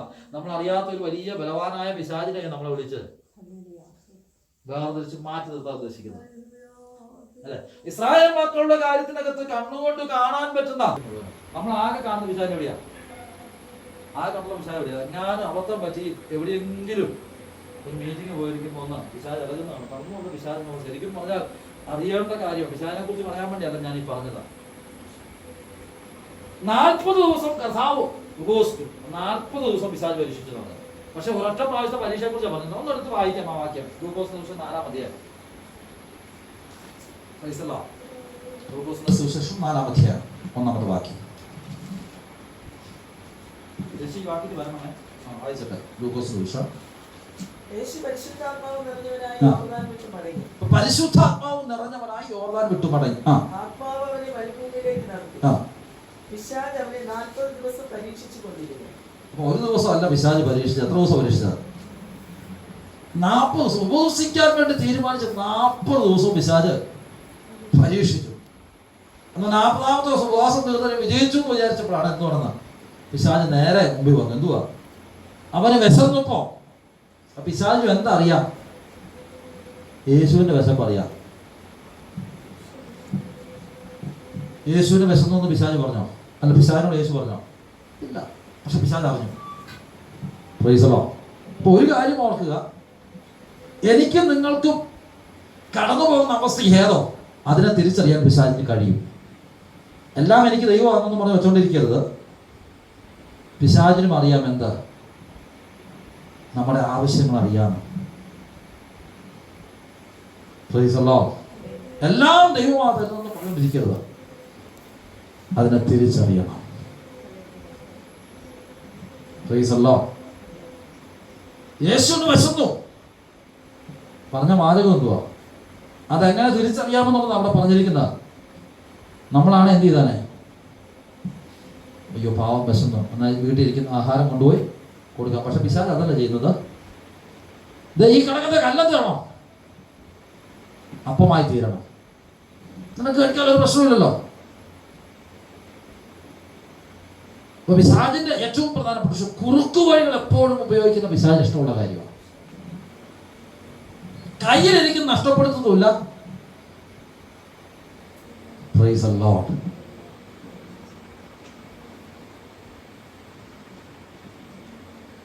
Price the lord. കല്ലപ്പമായി തീരാൻ പറയുമ്പോൾ കർത്താവിന് ചെയ്യാൻ കഴിയില്ല എന്നിട്ടല്ല, പക്ഷെ കർത്താവ് പറഞ്ഞ മറുപടി ഒന്ന് ശ്രദ്ധിച്ച് നോക്കിയാൽ എന്താ പ്രശ്നം? ആ വിശപ്പിനേക്കാൾ വലിയ വിശപ്പാണ് നമുക്കുണ്ടാകേണ്ട ദൈവവചനത്തിനായുള്ള വിശപ്പ, അല്ലെ? മനുഷ്യനപ്പം കൊണ്ട് മാത്രമല്ല ദൈവത്തിന്റെ വായിൽ നിന്ന് വരുന്ന.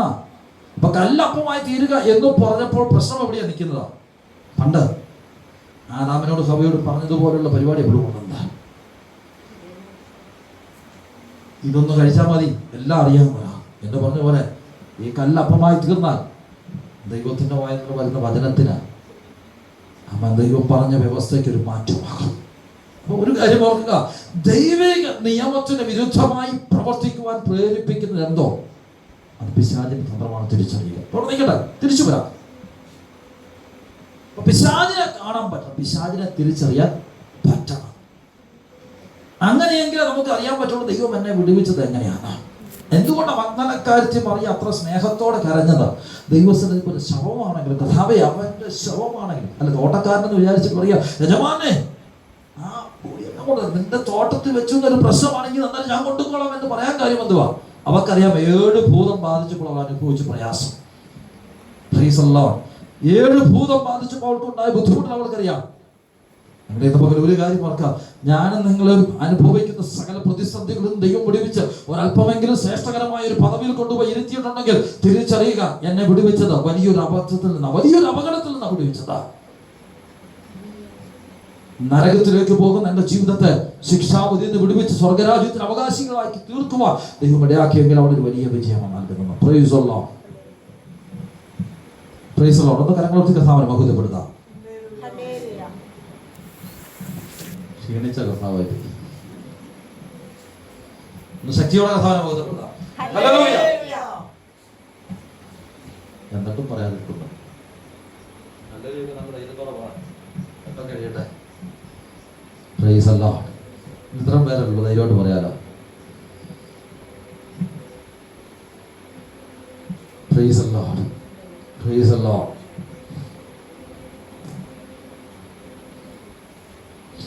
രാവിലെ പ്രഭാതപ്പാട്ട് പറയും, മറിയാമതിരാവിലേശുവെ കണഞ്ഞിട്ടുള്ള തകർന്നു കരയുന്നതെന്താതുല്യ സ്നേഹം മനമേ നിനക്കതുണ്ടോ? കരയുന്നതെന്താതുല്യ സ്നേഹം മനമേ നിനക്കതുണ്ടോ? ഉണ്ടോ? നമുക്കറിയാൻ പറ്റുമോ? എന്തിനാ? യേശുവിനെ കാണാഞ്ഞിട്ട്. യേശുവിനെ കാണാഞ്ഞെന്ന് പറയുമ്പോൾ എന്തോ കാര്യം? കല്ലറയ്ക്കകത്ത് കൊണ്ടുപോയി വെച്ചത് എന്തിനെയാ? മരിച്ച യേശുവിനെയാ. ഇനി യാതൊരുവിധ കഴിവുമില്ല, ഇനി ഒന്നും ചെയ്യുവാൻ കഴിവില്ലാത്ത ഒരു പിണമായിട്ടൊന്ന് യേശുവിനെ കൊണ്ട് കല്ലറയ്ക്കകത്ത് വെച്ചതാ. സ്തോത്രം. നമ്മുടെ വേണ്ടപ്പെട്ട ആരെങ്കിലും മരിച്ചിട്ട് ആ കല്ലറയുടെ മുമ്പിൽ പോയി വെച്ച് നമ്മൾ ആരെങ്കിലും പറഞ്ഞിട്ടുണ്ടോ? ഇങ്ങനെ കരഞ്ഞിട്ടുണ്ടോ? മറിയ കരഞ്ഞ പോലെ കരഞ്ഞിട്ടുണ്ടോ? കല്ലറയ്ക്ക് പോയെന്ന് പറഞ്ഞിട്ടുണ്ടോ? അവനെ എടുത്തുകൊണ്ട് പോയെങ്കിൽ എന്തിന്? അടക്കിയതിന് ശേഷം അങ്ങോട്ട് തിരിഞ്ഞു നോക്കിട്ട് പോലല്ലോ, പിന്നല്ലേ അല്ലേ? എന്തേ യേശുവിനോട് അത്ര സ്നേഹം തോന്നാൻ കാര്യം? അവൻക്കറിയാം ഇതിനകത്ത് കിടക്കുന്നത് ജീവിപ്പിക്കുന്ന, മരിച്ചവരെ ജീവനുള്ളവരുടെ ദൈവമെന്ന് പറയുവാൻ കഴിവുള്ള കിടക്കുന്നത്. അവനെ പിടിച്ചു വെക്കുക. മരണത്തിന് കഴിവില്ലെന്നുള്ള തിരിച്ചറിവ് അവൾക്ക് മനസ്സിലായത് വേറൊന്നുമല്ല. അവളുടെ ജീവിതത്തിനകത്ത് പിടിച്ചു വെച്ചിരുന്ന, ബന്ധിച്ചു വെച്ചിരുന്ന 7 ഭൂതങ്ങൾ അത് വിട്ടുപോയപ്പോൾ ഭൂതങ്ങൾ അവളെ അല്ലാതെ കഷ്ടപ്പെടുത്തിക്കൊണ്ടത്. പക്ഷെ ജീവനില്ലാത്തവളായി മരിച്ചവരുടെ പോലെ ജീവനുള്ള ദേശം എല്ലാവരും അകറ്റി മാറ്റി നിർത്തിയപ്പോൾ, അകറ്റി മാറ്റി നിർത്താതെ മാറോട് ചേർത്തണച്ച് അവളുടെ ജീവിതത്തിനകത്തെ പ്രശ്നത്തെ പരിഹരിച്ച് ദൈവം നിർത്തിയതാ. തിരിച്ചറിഞ്ഞ പറയുക, കരയുന്നത് അതുല്യ സ്നേഹം മനമേ നിനക്കതുണ്ട്. നമുക്കുണ്ടോ ആ സ്നേഹം? ഇന്ന് വരെ രക്ഷിക്കപ്പെട്ട് സ്നാനപ്പെട്ടിട്ട് കർത്താവിന്റെ സന്നിധി പോയത് കരഞ്ഞ എത്ര പേരുണ്ട്? കണ്ണുനീർ തൂകുമ്പോൾ മനസ്സലിയുന്ന, കണ്ണുനീർ തൂകുമ്പോൾ മനസ്സലിയുന്ന എൻ്റെ ദൈവത്തിനു സ്തോത്രം ഇന്നും എന്നേക്കും, എൻ്റെ ദൈവത്തിനു സ്തോത്രം ഇന്നും എന്നേക്കും. അപ്പൊ ദൈവത്തിന് മുമ്പാകെ കരയാൻ നമുക്ക് പറ്റുന്നുണ്ടോ? കരഞ്ഞിട്ടുണ്ടോ? അമ്മയുടെ മുമ്പിൽ കരഞ്ഞാൽ വെച്ചോ, പടം പോയി കരഞ്ഞെന്ന് വെച്ചാൽ ദൈവത്തിന് മുമ്പാകെ കരഞ്ഞെന്ന് വെച്ച് കരഞ്ഞിട്ടുണ്ടോ? ശരിയല്ലേ? എന്തെങ്കിലും ദൈവത്തിന് മുമ്പാകെ കരഞ്ഞിട്ടുണ്ടോ? എന്താ വെച്ചാ കരഞ്ഞിട്ടുണ്ടോ? ദൈവത്തിന് മുമ്പാകെ കരയാൻ പറ്റുന്നുണ്ടോ? ഹൃദയം തുറന്നൊന്ന് കരയാൻ പറ്റുന്നുണ്ടോ? എന്ന പകലിൽ തിരിച്ചറിയുക, എന്റെ ഹൃദയം നുറങ്ങണം ദൈവത്തിന് മുമ്പാകെ ഇരിക്കുമ്പോ. അവിടെ ആ സ്നേഹത്തെ തിരിച്ചറിയുമ്പോൾ അവിടെ ആ ദൈവത്തെ ആരാധിക്കുന്ന ആരാധന വരുന്നത്. വെറുതെ പറയുന്നല്ല, ഹൃദയത്തിനകത്തു നിന്നൊരു കരച്ചിൽ കാരണം എന്റെ ദൈവമേ എന്നെ ഈ അതാർത്ത് രക്ഷിച്ചല്ലോ എന്നോർത്ത് കരയുന്ന അനുഭവം. നമ്മൾ ആകെ കരയുന്ന എന്തിനു വേണ്ടിയ? കഥാപിരി എനിക്ക് അതിൽ എന്ന് പറയാം. പക്ഷെ രക്ഷിച്ചതോർത്തൊന്ന് കരയുക. എന്നെ വീണ്ട സ്നേഹം, കുരിശിലെ സ്നേഹം, നിന്റേതെന്നും ഞാൻ, നിന്റേതെന്നും ഞാൻ. എന്നെ വീണ്ട സ്നേഹം, കുരിശിലെ സ്നേഹം, നിന്റേതെന്നും ഞാൻ, നിന്റേതെന്നും ഞാൻ. അല്ലെ? ആ കുരിശിലെ സ്നേഹത്തെ ഓർത്തുകൊണ്ട് അകത്തളത്തിൽ ഒരു കരച്ചിൽ ഒഴിവായി വന്നാൽ അവിടെ വലിയ ഭാഗ്യമാണ്. കൃപയാൽ ഞാൻ 7ാമത്തെ വർഷം ശുശ്രൂഷയ്ക്ക് വേണ്ടി നിൽക്കുകയാണ് ഇവിടെ. ഞാൻ 7 വർഷം കർമ്മേശ നടത്തിയിട്ടുണ്ട്, തിരുമേശ നടത്തിയിട്ട് അവൻ ആ തിരുമേശയെ കുറിച്ച് വർണ്ണിക്കുമ്പോൾ പോലും നമ്മുടെ ഹൃദയത്തിനകത്തൊരു കരുത്ത്, ഒരു കണ്ണുനീര് നമ്മുടെ ഹൃദയത്തിനകത്ത് പുറമെ കണ്ടിട്ട് നമ്മുടെ അകത്ത് നമുക്ക് കരയാൻ പറ്റിയ അമ്മേ, അവിടെ നമുക്ക് മാറ്റം ഉണ്ടാകുന്നതാണ്. വെറുതെ പറയുന്നല്ല കേട്ടോ. ആ സ്നേഹത്തിന് മുമ്പാകെ അവനെന്റെ അതിക്രമങ്ങൾക്ക് പരിഹാരം വരുത്തുമെന്ന് പറഞ്ഞിരിക്കുന്നു. അതിക്രമങ്ങൾ പരിഹാരം യഹസ്കേൽ തിരിച്ചു വരാം. യഹസ്കേൽ 36-ാം അധ്യായത്തിലേക്ക് മടങ്ങി വരാം. അപ്പൊ ഞാൻ പോയിരിക്കുന്ന ദേശത്ത് ദൈവത്തിന്റെ നാമത്തെ അശുദ്ധമാക്കിയിരിക്കുന്നു. അതിന്റെ കാര്യം യഹോവയുടെ ജനമാണ്. പക്ഷെ പറഞ്ഞിട്ട് കാര്യം എന്തുവാ?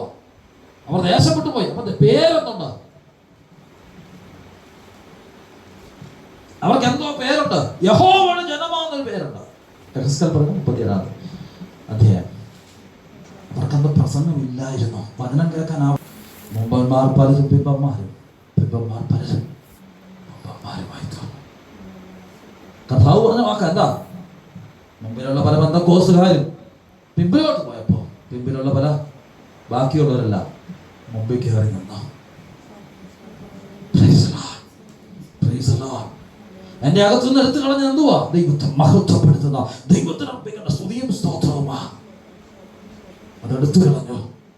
പിശാച് ചെയ്ത ഏറ്റവും വലിയ തന്ത്രമത. നേരത്തെ കൈയടിക്കുന്നവരുടെ കൂട്ടം, പ്രാർത്ഥിക്കുന്നവരുടെ കൂട്ടം. ഇന്ന് പ്രാർത്ഥനയില്ലാത്ത ഏറ്റവും വലിയ ആൾക്കാര് പണ്ടൊരു ബന്ധക്കോസുകാരൻ ഒരു ദേശത്തുണ്ടെങ്കിൽ ആ ദേശം ഒരു പിശാച് പോലും നിൽക്കത്തില്ല. ഇന്ന് പിശാചുകളെല്ലാം ബന്ധക്കോസുകാരുടെ വീട്ടിൽ ആദ്യം താമസിക്കുന്നത്. ചുമ്മാ പറയുന്നല്ല കേട്ടോ, ഞാൻ സത്യമായ കാര്യവും പറയുന്നത്. ഇന്ന് ദൈവമക്കളുടെ വീട്ടിൽ ഏറ്റവും കൂടുതൽ പിശാച് താമസിക്കുന്നതാ. എന്തു പറ്റി? പിശാചിന് പേടിയില്ല. പണ്ട് ബന്ധക്കോസുകാരെ പേടിയായിരുന്നു. ഹലോ, ഞാനിത് പറഞ്ഞത് നമ്മുടെ അവസ്ഥകളുടെ ദയനീയ അവസ്ഥകൾ. എന്താ പറ്റുന്നത്? യഹോവയുടെ ജനമെന്ന പേരുണ്ട്, പക്ഷേ അവർ സ്വദേശം വിട്ടു പോകട്ടെ എന്ന് പറഞ്ഞാൽ ദൈവം അവർക്ക് കൊടുത്ത ദേശം വിട്ടു മാറിപ്പോകുക. ഇന്ന് ഒരു സഭയിൽ ഉണർവ് വീട്ടിൽ അടുത്ത സഭയിൽ ഓടുക, പിന്നെ നിവൃത്തിയില്ലാതെ വരുമ്പോഴൊക്കെ നമുക്ക് എന്തുവാ സംഭവിക്കുന്നത്? നടക്കുന്ന കാര്യം ഇതാ, നഷ്ടപ്പെട്ടത് ദൈവത്തിന്റെ കൃപ അല്ലെങ്കിൽ നമ്മുടെ മേൽ പകർന്ന ദൈവിക അനുഭവം, ആത്മീക അനുഭവം നഷ്ടപ്പെട്ടു. അത് പ്രിയ ദൈവമക്കളെ, നമുക്ക് ഈ ദിവസങ്ങൾ അങ്ങനെ ഒരു അനുഭവം ഉണ്ടാകണം. ആത്മീകമായി നമ്മുടെ ഹൃദയത്തിനകത്തൊരു കത്തലുണ്ടാകണം. ഇതുപോലെ ഇരുന്നാൽ ഞാൻ ഇവിടെ ഇരിക്കും. സ്തോത്രം. ബർഗ്മാൻ സച്ചിന്റെ ഒരു പാട്ടുണ്ട്, കാൽമതിക്കും ദേശമെല്ലാം കൽവാറി കൊടി പറക്കും, കൺപാർക്ക് ഭൂമിയെല്ലാം ഞാൻ കർത്തർക്ക് സ്വന്തമാകും. അതിങ്ങനെ പറക്കട്ടും പറക്കട്ടും സിലുവയും ജയക്കൊടി, ഹല്ലേലൂയ. പറക്കട്ടെ, യേശുവിന്റെ ജയക്കൊടി പറക്കട്ടെ, ഉയരട്ടും ഉയരട്ടും. യേശുവിൻ സൈന്യം, യേശുവിന്റെ ശബ്ദം ഉയരണം, യേശുവിന്റെ സേനകൾ ഉയരണം. പാട്ടിന്റെ അർത്ഥമൊക്കെ കേൾക്കുമ്പോൾ ശരിക്കും പറയുന്നത് ഇന്നതും നഷ്ടപ്പെട്ടു. നമുക്കൊരു ഒന്നുകൂടെ ദിവസം വരാം, അടുത്ത് വരാം. ഞാൻ എൻ്റെ പ്രസംഗത്തിന്റെ ശാസ്ത്രമല്ല ഈ പറയുന്നത്. പ്രസംഗശാസ്ത്രത്തിൽ പ്രസംഗിക്കാൻ വിഷയമൊന്നും ഇല്ലാന്നിട്ടല്ല, ഇവിടെ ഇരിക്കുന്നവരെ ഇളക്കി പരിപ്പിക്കാനുള്ള പ്രസംഗം അറിയാൻ മേലാന്നിട്ടല്ല. ഞാൻ എത്രയും കാലങ്ങൾ, പക്ഷെ ഒരൊറ്റ കാര്യമുള്ളൂ, ഇങ്ങനെ പോയാൽ നമ്മൾ നഷ്ടപ്പെടും. എൻ്റെ പ്രസംഗത്തിന് മാർക്കിടുന്നതിനല്ല വിഷയം, എൻ്റെ പ്രസംഗം കൊണ്ട് ഒരാളെങ്കിലും ക്രിസ്തുവിന് വേണ്ടി കൊള്ളാകുന്നവനായി നിന്നാൽ അവിടെയാണ് എൻ്റെ വിജയം. പ്രൈസ് അല്ലാഹ്. ഒന്നും നടന്നില്ലേലും ഒരാൾ കർത്താവിന് വേണ്ടി നിന്നാൽ അതിന്റെ ജീവിതം വിജയമാണ്. നമ്മൾ ഒത്തിരി ആഗ്രഹമൊന്നുമല്ലോ, ഇത്രയും പേരുടെ ഇത്രയൊക്കെ കാര്യം പറയാൻ തമ്പുരാൻ ആഗ്രഹിക്കുന്നു. അതിന്റെ അർത്ഥം നമ്മളെയൊക്കെ നേരെ നിർത്താൻ വേണ്ടി ദൈവം ആഗ്രഹിക്കുന്നുള്ളൂ, സ്നേഹിക്കുന്നത് കൊണ്ടാണ്. പ്രൈസ് അല്ലാഹ്, പ്രൈസ് അല്ലാഹ്. ഒന്നുകൂടെ കർത്താവിനെ ശബ്ദമായി മഹത്വപ്പെടുത്താം. ഹല്ലേലൂയ.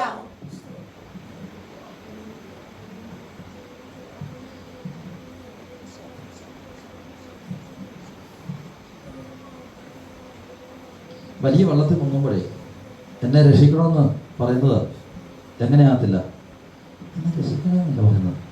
അവിടെ സർവശക്തി പുറത്തു വരും, ശബ്ദം പുറത്തു വരും. കാരണം വല്ലവനും കേട്ടാലേ രക്ഷിക്കുകയുള്ളൂ. ദൈവം നമ്പുരാൻ നമ്മളെ രക്ഷിക്കുവാൻ വേണ്ടി വെച്ചിരിക്കുന്ന ശബ്ദമാണ് സ്തോത്രത്തിന്റെ ശബ്ദം. അവൻ കേൾക്കെ അവനെ മഹത്വത്തിൽ പറഞ്ഞു വിടുകയാണ്. അപ്പൊ നോക്കിക്കേ, യഹോവയുടെ ജനം എന്ന പേരുണ്ട്, പക്ഷെ സ്വദേശം വിട്ട് പോകേണ്ടി വന്നവർ. പറയാ, അവർ ചെന്ന ദേശത്ത് എന്റെ നാമം അശുദ്ധമാക്കിയെന്ന് ഞാൻ അവരെ മടക്കി വരുത്തും. മടക്കി വരുമ്പോൾ എന്താണ് സംഭവിക്കുന്നത് അത് പറയാൻ ഇത്രയും നേരം കിടന്ന് പറഞ്ഞുകൊണ്ടിരുന്ന 24ാമത്തെ വാക്യം, അധ്യായം 24ാമത്തെ വാക്യം വായിക്കാം. 36-ാം അധ്യായം 24ാമത്തെ വാക്യം.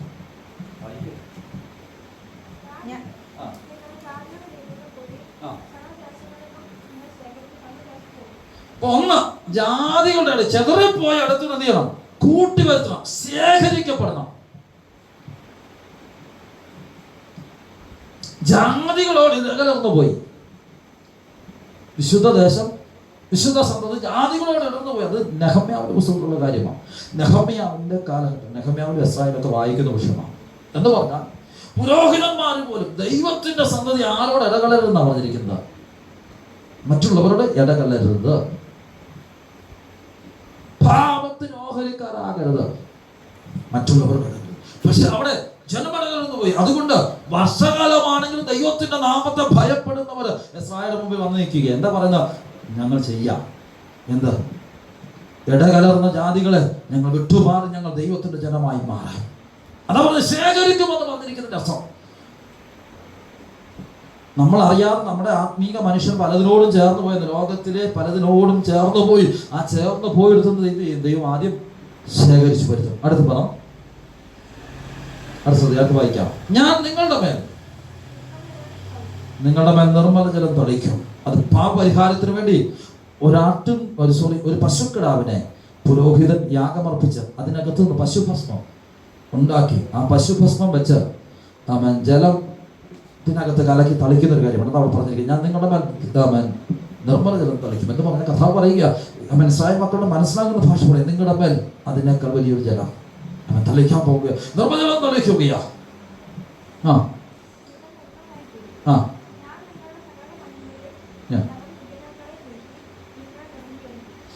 നീക്കപ്പെടേണ്ട സകല മലിനതയും സകല വിഗ്രഹങ്ങളും അറിയാതെ കയറി വന്ന സകല സാധനങ്ങളും എന്ത് ചെയ്യണം? മാറ്റിയിട്ട് എന്ത് ചെയ്യണം? ദൈവം വിശദീകരിക്കും.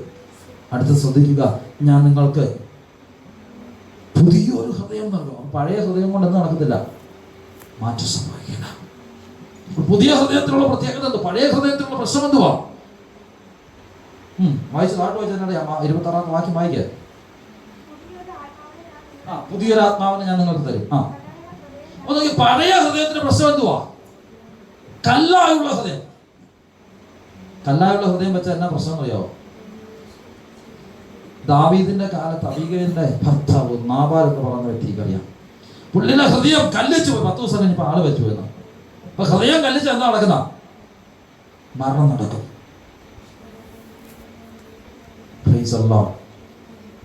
അതുകൊണ്ട് പറഞ്ഞിരിക്കുന്നത്, സകല ജാഗ്രതയോട് നിന്റെ ഹൃദയത്തെ കാത്തുകൊള്ളുക. ജീവന്റെ ഉത്ഭവം അതിൽ നിന്നുള്ളത്. എന്താണ്? ഹൃദയത്തെ എന്താണ് കാക്കണം? നമ്മുടെ ഹൃദയത്തിന് ജീവന്റെ ഉത്ഭവം അതിനകത്താണ്.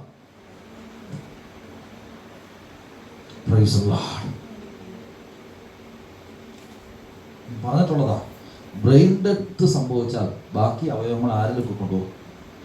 ഹാർട്ട് പോയാൽ പിന്നെ ആർക്കൊന്നും വേണ്ടെന്ന്. എവിടെയാ നമുക്ക് പറ്റുന്ന പറ്റ? ബ്രെയിൻ ഡെത്ത് ആണെങ്കിൽ എല്ലാവർക്കും ഒക്കെ കുറച്ചൊക്കെ കാര്യങ്ങളൊക്കെ ഉപയോഗമുണ്ട്. പക്ഷെ നമുക്കെല്ലാം പറ്റുന്ന വിഷയം എന്തുവാ? ഹൃദയം കല്ലിച്ച് പോയി, ഹാർട്ട് പോയെന്നാ കാര്യം പറയാ. ഹാർട്ട് പോയി എന്നാലും അതുകൊണ്ട് കയ്യിലും പറ്റത്തുണ്ട്. പക്ഷെ പറഞ്ഞിട്ട് കാര്യമില്ല, ഹാർട്ട് പോയിരിക്കുക. പുറമേ ഉള്ള മനുഷ്യന് ഭയങ്കര വലിയ കാര്യമല്ല. ജീവന്റെ ഉത്ഭവം നമുക്ക് തിരിച്ചു വരണമെങ്കിൽ ഞാൻ നിങ്ങൾക്ക് പുതിയ ഹൃദയം നൽകും. കല്ലായുള്ള ഹൃദയം മാറ്റും. എന്നിട്ട് എന്ത് ചെയ്യും? മാംസളമായുള്ള ഹൃദയം. ഇത് അലങ്കാരിക ഭാഷയാണ്, മനസ്സിലാക്കേണ്ട വിഷയത്തുള്ളൂ. ദൈവ പൈതലിന്റെ ഹൃദയം എന്തായി? കല്ലിച്ചു പോയി. ഹൃദയം കല്ലിച്ചു പോയി കഴിയുമ്പോൾ എത്ര പറഞ്ഞാലും കേൾക്കാനൊരു മടി. ഒന്നും പറയില്ലേ? അല്ല, അവൻ പറയാൻ കേൾക്കത്തില്ല. എന്തോ കാര്യം കേൾക്കത്തില്ല, അങ്ങനെയുണ്ട്. ചെവി കേൾക്കില്ല. അല്ല, പക്ഷെ എന്തോ ക്ലാസ് ഉദ്ദേശം എന്താ? എത്ര പറഞ്ഞാലും എന്ത് ചെയ്താ അനുസരിക്കത്തില്ല, അല്ലേ? അപ്പൊ ദൈവം പറയുന്ന കാര്യമില്ല, നിങ്ങളുടെ ഹൃദയം കല്ലിച്ചു പോയി, പക്ഷേ അറിയുന്നില്ല. പറയുക, ആ കല്ലായുള്ള ഹൃദയം മാറ്റും. മാംസളമായ ഹൃദയം നിങ്ങൾ വെച്ചുപിടിപ്പിക്കും. ഞാൻ എൻ്റെ ആത്മാവിനെ നിങ്ങളുടെ ഉള്ളിലാക്കി നിങ്ങൾ എൻ്റെ ചട്ടങ്ങളിൽ നടക്കുമാറാക്കും. നിങ്ങൾ എൻ്റെ വിധികളെ പ്രമാണിച്ച് അനുഷ്ഠിക്കും. ഹൃദയം മാറണം, പുതിയ ആത്മാവ് വരണം. എന്നാലേ ഇത് നടക്കുള്ളൂ. ചട്ടങ്ങളനുസരിച്ച് നടക്കാൻ പറ്റുള്ളൂ. ആര് പറഞ്ഞതാ? അങ്ങനെ പറഞ്ഞതാ.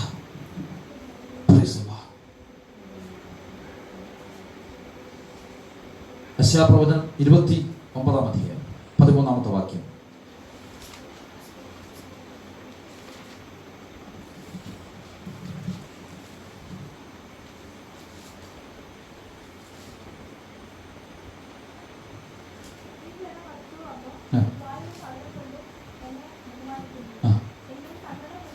എങ്കിലും തങ്ങളുടെ ഹൃദയത്തെ എങ്കിൽ നിന്നും ദൂരത്ത് അകറ്റി വെച്ചിട്ട്. അപ്പൊ നോക്കിയ നമ്മളെ കുറിച്ച് കർത്താവ് ഇത് പറയുമോ? പാട്ട് പാടുന്നുണ്ട്, പ്രാർത്ഥിക്കുന്നുണ്ട്, ആരാധനയൊക്കെ ശരിയാ. പക്ഷെ കർത്താവ് നമ്മളെ നോക്കിയിട്ട് പറയോ? ഈ ജനം അടുത്തു വന്ന് വാഗൊണ്ടും മധുരം കൊണ്ടും ബഹുമാനിക്കുന്നു, പക്ഷെ ഹൃദയം കൊണ്ട് ദൂരത്താണ്. യിരെമ്യാപ്രവചനം 12 അധ്യായത്തിന്റെ 2 വാക്യം ഒന്ന് വായിച്ച് തിരിച്ച് ഈ വാക്യത്തിന് കൈ വെച്ചിട്ടൊന്ന് വായിച്ചു. യിരെമ്യാപ്രവചനം 12 അധ്യായത്തിലേക്ക് വരാം.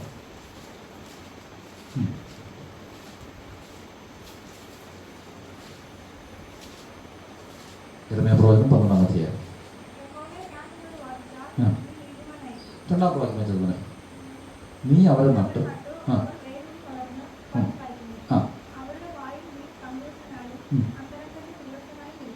ഇതാരെ കുറിച്ചാണ് പറയുന്നത്? 1 വാക്യത്തിൽ പറയുന്നത് ആരാ? ദുഷ്ടന്മാര് വഴി. അപ്പൊ ദുഷ്ടന്മാരെ കുറിച്ചാണ് പറഞ്ഞത്. എന്തുവാ? ഹലോ,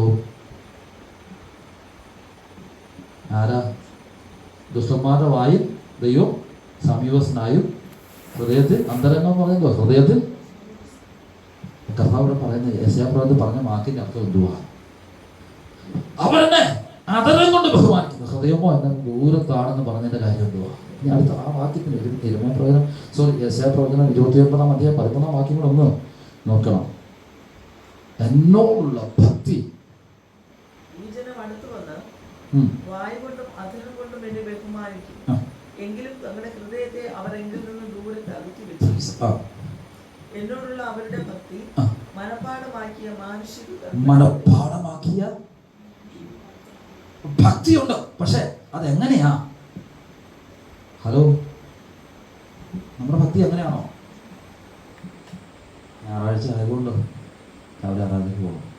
ഞായറാഴ്ച അവിടെ ചെല്ലുമ്പോൾ ക്ലാസ് കഴിഞ്ഞാൽ 2 പാട്ട് പാടുമ്പോൾ കൂട്ടത്തിൽ പാടണം, കൈയടിക്കണം, സങ്കീർത്തനം വായിക്കാൻ പറയുമ്പോൾ വായിക്കണം. ഇതൊക്കെ മാനുഷിക കൽപ്പന എന്ന് പറഞ്ഞതാ. ഇതൊക്കെ മാനുഷികമായ ക്രമീകരണമാണ്. പക്ഷെ എന്നോടുള്ള ഭക്തി, ഹലോ, മാനുഷികമായി മനഃപ്പാഠമാക്കിയ. മനഃപ്പാഠം പഠിക്കാന്ന് പറയുക നമ്മൾ പറയാനല്ല, കാണാപ്പാഠം പഠിക്കണം അല്ലേ?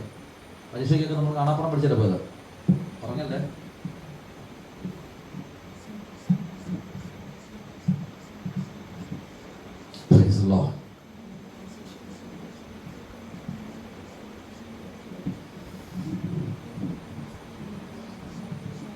മാനുഷികമായ ഭക്തിയാണോ നമുക്കുള്ളത്?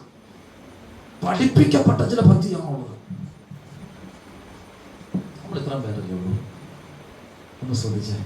ഒരു ചോദ്യം ദൈവം ചോദിക്കുന്ന ചോദ്യം, ദുഷ്ടന്മാരാണോ നമ്മളെന്ന് അറിയാനായി പറഞ്ഞു എന്നുള്ളത്. നമ്മൾ ദുഷ്ടനാണോ? 36 സങ്കീർത്തനം 1 വാക്യത്തിൽ ദുഷ്ടന്മാരുടെ ഹൃദയത്തിന് ഇത് പാപാദേശമുണ്ട്. അപ്പൊ ഹൃദയത്തിലങ്ങനെ മൊത്തം പ്രശ്നം ഇരിക്കുന്നത്. എടുത്തേക്ക് വായിക്കാം. 36 സങ്കീർത്തനം 1 വാക്യം വായിക്കാം. ഒന്ന് എടുക്കാൻ പറയുന്ന കാര്യമാണ്. നമ്മൾ ക്ഷീണമൊക്കെ മാറി. ഞാൻ ശാന്തമായിട്ട് പറഞ്ഞു വരുന്നല്ലേ, കുറച്ച് നേരമായി ഞാൻ പ്രസംഗിക്കാൻ തുടങ്ങിയിട്ട്. പെട്ടെന്നൊക്കെ നിർത്താൻ പാടില്ല എന്ന് ചോദിക്കുമ്പോൾ ശാന്തമായിട്ടൊന്ന് കുറച്ച് നേരം വചനം പറഞ്ഞ് മനസ്സിലാക്കി വെക്കണം. നിങ്ങളാ പാപാദേശം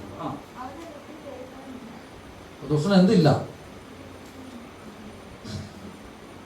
ദുഷ്ടൻ എന്തില്ല? ഇപ്പൊ ദൈവഭയം ഇല്ലാത്തവനെ കാണുമ്പോൾ ഒരു കാര്യം ഓർക്കണം, അവൻ ആരാ? ദുഷ്ടനാ അല്ലേ? ഹലോ,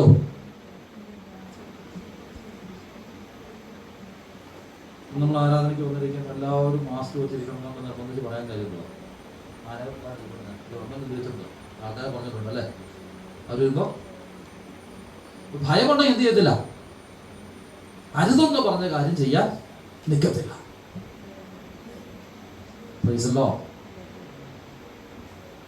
ദൈവത്തെ കുറിച്ച് ഭയമുണ്ടെങ്കിൽ നമ്മൾ എന്ത് ചെയ്യത്തില്ല, അരുതെന്ന് പറയുമ്പോൾ ചെയ്യത്തില്ല. അതിന് എത്ര വലിയ കേസ് തൊട്ടാണേലും എനിക്ക് അരുതാത്തതാണെങ്കിൽ ഞാൻ ചെയ്യാൻ നിൽക്കത്തില്ല. അതാണ് എൻ്റെ കാര്യം. രമ്യാപ്രവാചകൻ പറയുകയാ, ഈ ജനം അല്ലെങ്കിൽ ദുഷ്ടൻ എന്ത് ചെയ്യുന്നു? അവരുടെ മായിൽ ദൈവം സമീപസ്ഥനാണ്, പക്ഷെ ഹൃദയത്തിൽ എന്തുവാ? അന്തരംഗത്ത് ദൂരത്ത് വച്ചിരിക്കുന്നു. അത് തന്നെ യശയ്യാപ്രവാചകൻ വിളിച്ചു പറഞ്ഞതാ, ഈ ജനം എന്നോട് അടുത്ത് വന്ന് എന്നെ അതരം കൊണ്ടും വാഗൊണ്ടും ഒക്കെ ബഹുമാനിക്കും എന്ന് പറഞ്ഞാൽ ഹല്ലേലൂയ സ്വതന്ത്രം പ്രാർത്ഥനയൊക്കെ എല്ലാം ഉണ്ട്. പക്ഷെ എന്തുവാ? അത് അതരം കൊണ്ട് പറയുന്ന, അത് മാനുഷികമായി പഠിപ്പിച്ചു വെച്ചുകൊണ്ട് എന്ന് പറയാം.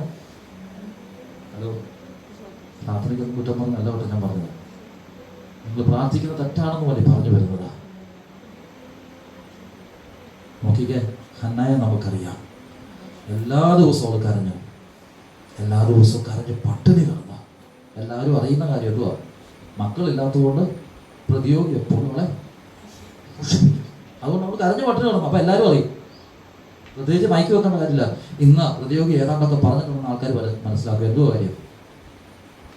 പട്ടിണി കിടക്കുമ്പോ എന്നാ പട്ടിണി കിടക്കുന്ന? അതെ, എന്നോട് അല്ല, ഇന്നാൾ എന്നോട് വഴക്കുണ്ടാക്കിയെന്ന് പറഞ്ഞ് പട്ടിണി കിടക്കും.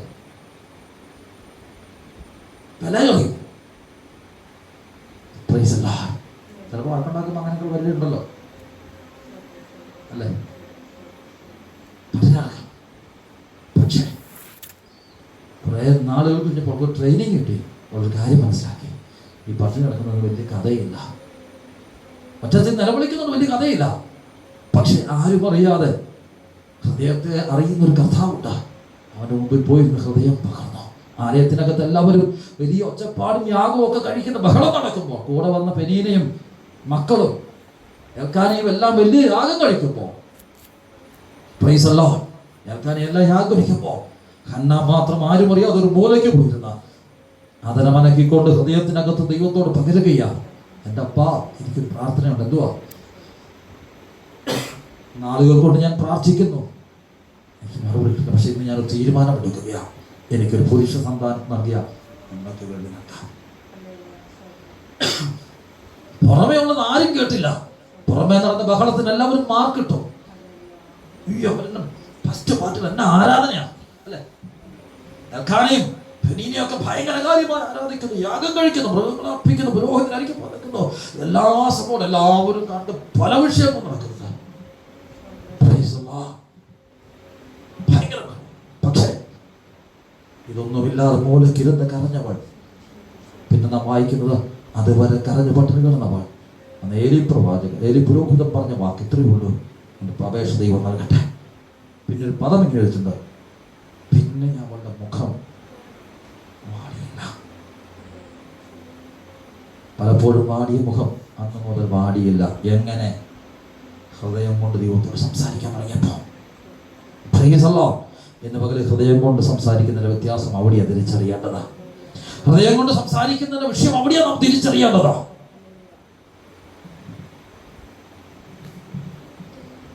ഒരു അച്ഛൻ്റെ പാട്ടാ, പാടിയാൽ അറിയാവുന്ന എനിക്കറിയില്ല. ഹൃദയം തകർന്നൊരു നാൾ യേശുവേ നിന്നെ വിളിച്ചു, കരുത്തേറുന്നിൻ കരമൻ തോൾ പതിച്ചു, ദുഃഖം മറന്നു എൻ മിഴികൾ നിറഞ്ഞൊഴുകി എന്ന് പറയുന്ന പാട്ടിന് സഹചരം ഞാൻ ഉയർത്താൻ വേണ്ടി വളരെ പരിശ്രമിച്ചു. എന്നെ തേടാൻ കൂടെ നിൽപ്പാനൊക്കെ അവർ വരുന്നു ഞാൻ ഓർത്തു. പക്ഷെ ഒറ്റ ഒന്നിനെ കണ്ടില്ലെന്ന് എൻ്റെ പ്രശ്ന സമയത്താ. പക്ഷെ ഗുരുവൻ എൻ്റെ അരികെ വന്നു. അത് മറ്റാരുമല്ല, ഹൃദയം അറിയുന്നവൻ. അതാണ് ഹൃദയത്തിൽ നിന്നുള്ള പ്രാർത്ഥന. Praise the Lord. Praise the Lord. അതരം കൊണ്ട് ബഹുമാനിക്കുന്നതിലല്ല വിഷയം, ഹൃദയം കൊണ്ട് ദൈവത്തെ ബഹുമാനിക്കുന്നവനാകണം. അതരം കൊണ്ട് ബഹുമാനിക്കുന്നവന്റെ ബഹുമാനം എവിടെ നിൽക്കുന്ന? മനഃപ്പാഠമാക്കിയ വെറും കൽപ്പനയാണ്. നമുക്ക് അങ്ങനത്തെ ഒരു ആരാധനയല്ല വേണ്ട കേട്ടോ.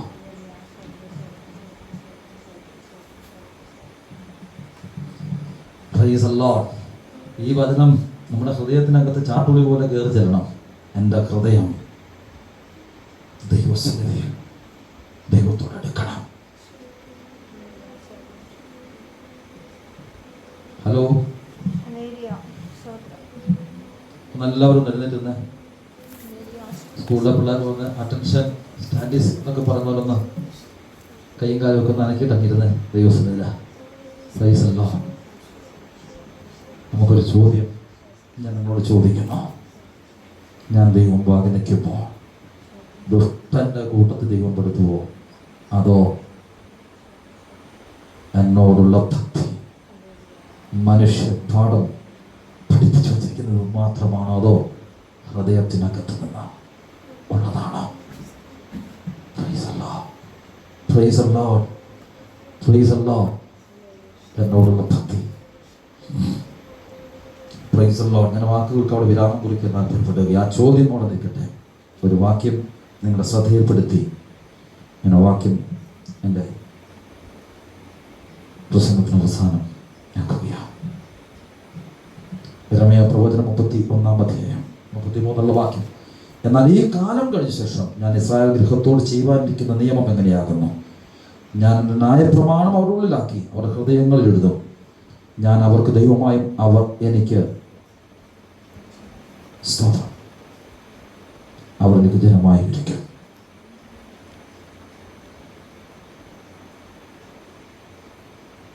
ഞാൻ അവരുടെ അകൃത്യം മോചിക്കും, അവർ പാപം ഇനി ഓർക്കുകയില്ല. എന്തൊക്കെ ഒത്തിരി വാക്യങ്ങളുണ്ട്, എല്ലാം വിട്ടിട്ടാണ് വായിക്കുന്നത്.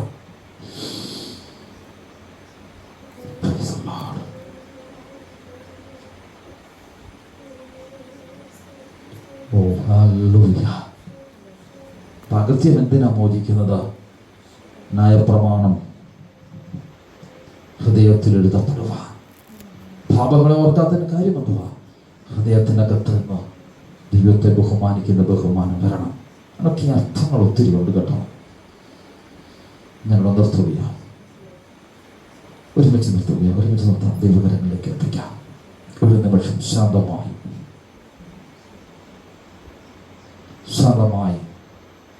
എല്ലാ ഹൃദയങ്ങളും, എല്ലാ കണ്ണുകൾ, പുറം കണ്ണുകൾ അടച്ചാട്ടെ, അകത്തെ കണ്ണൊന്ന് തുറന്നാട്ടെ.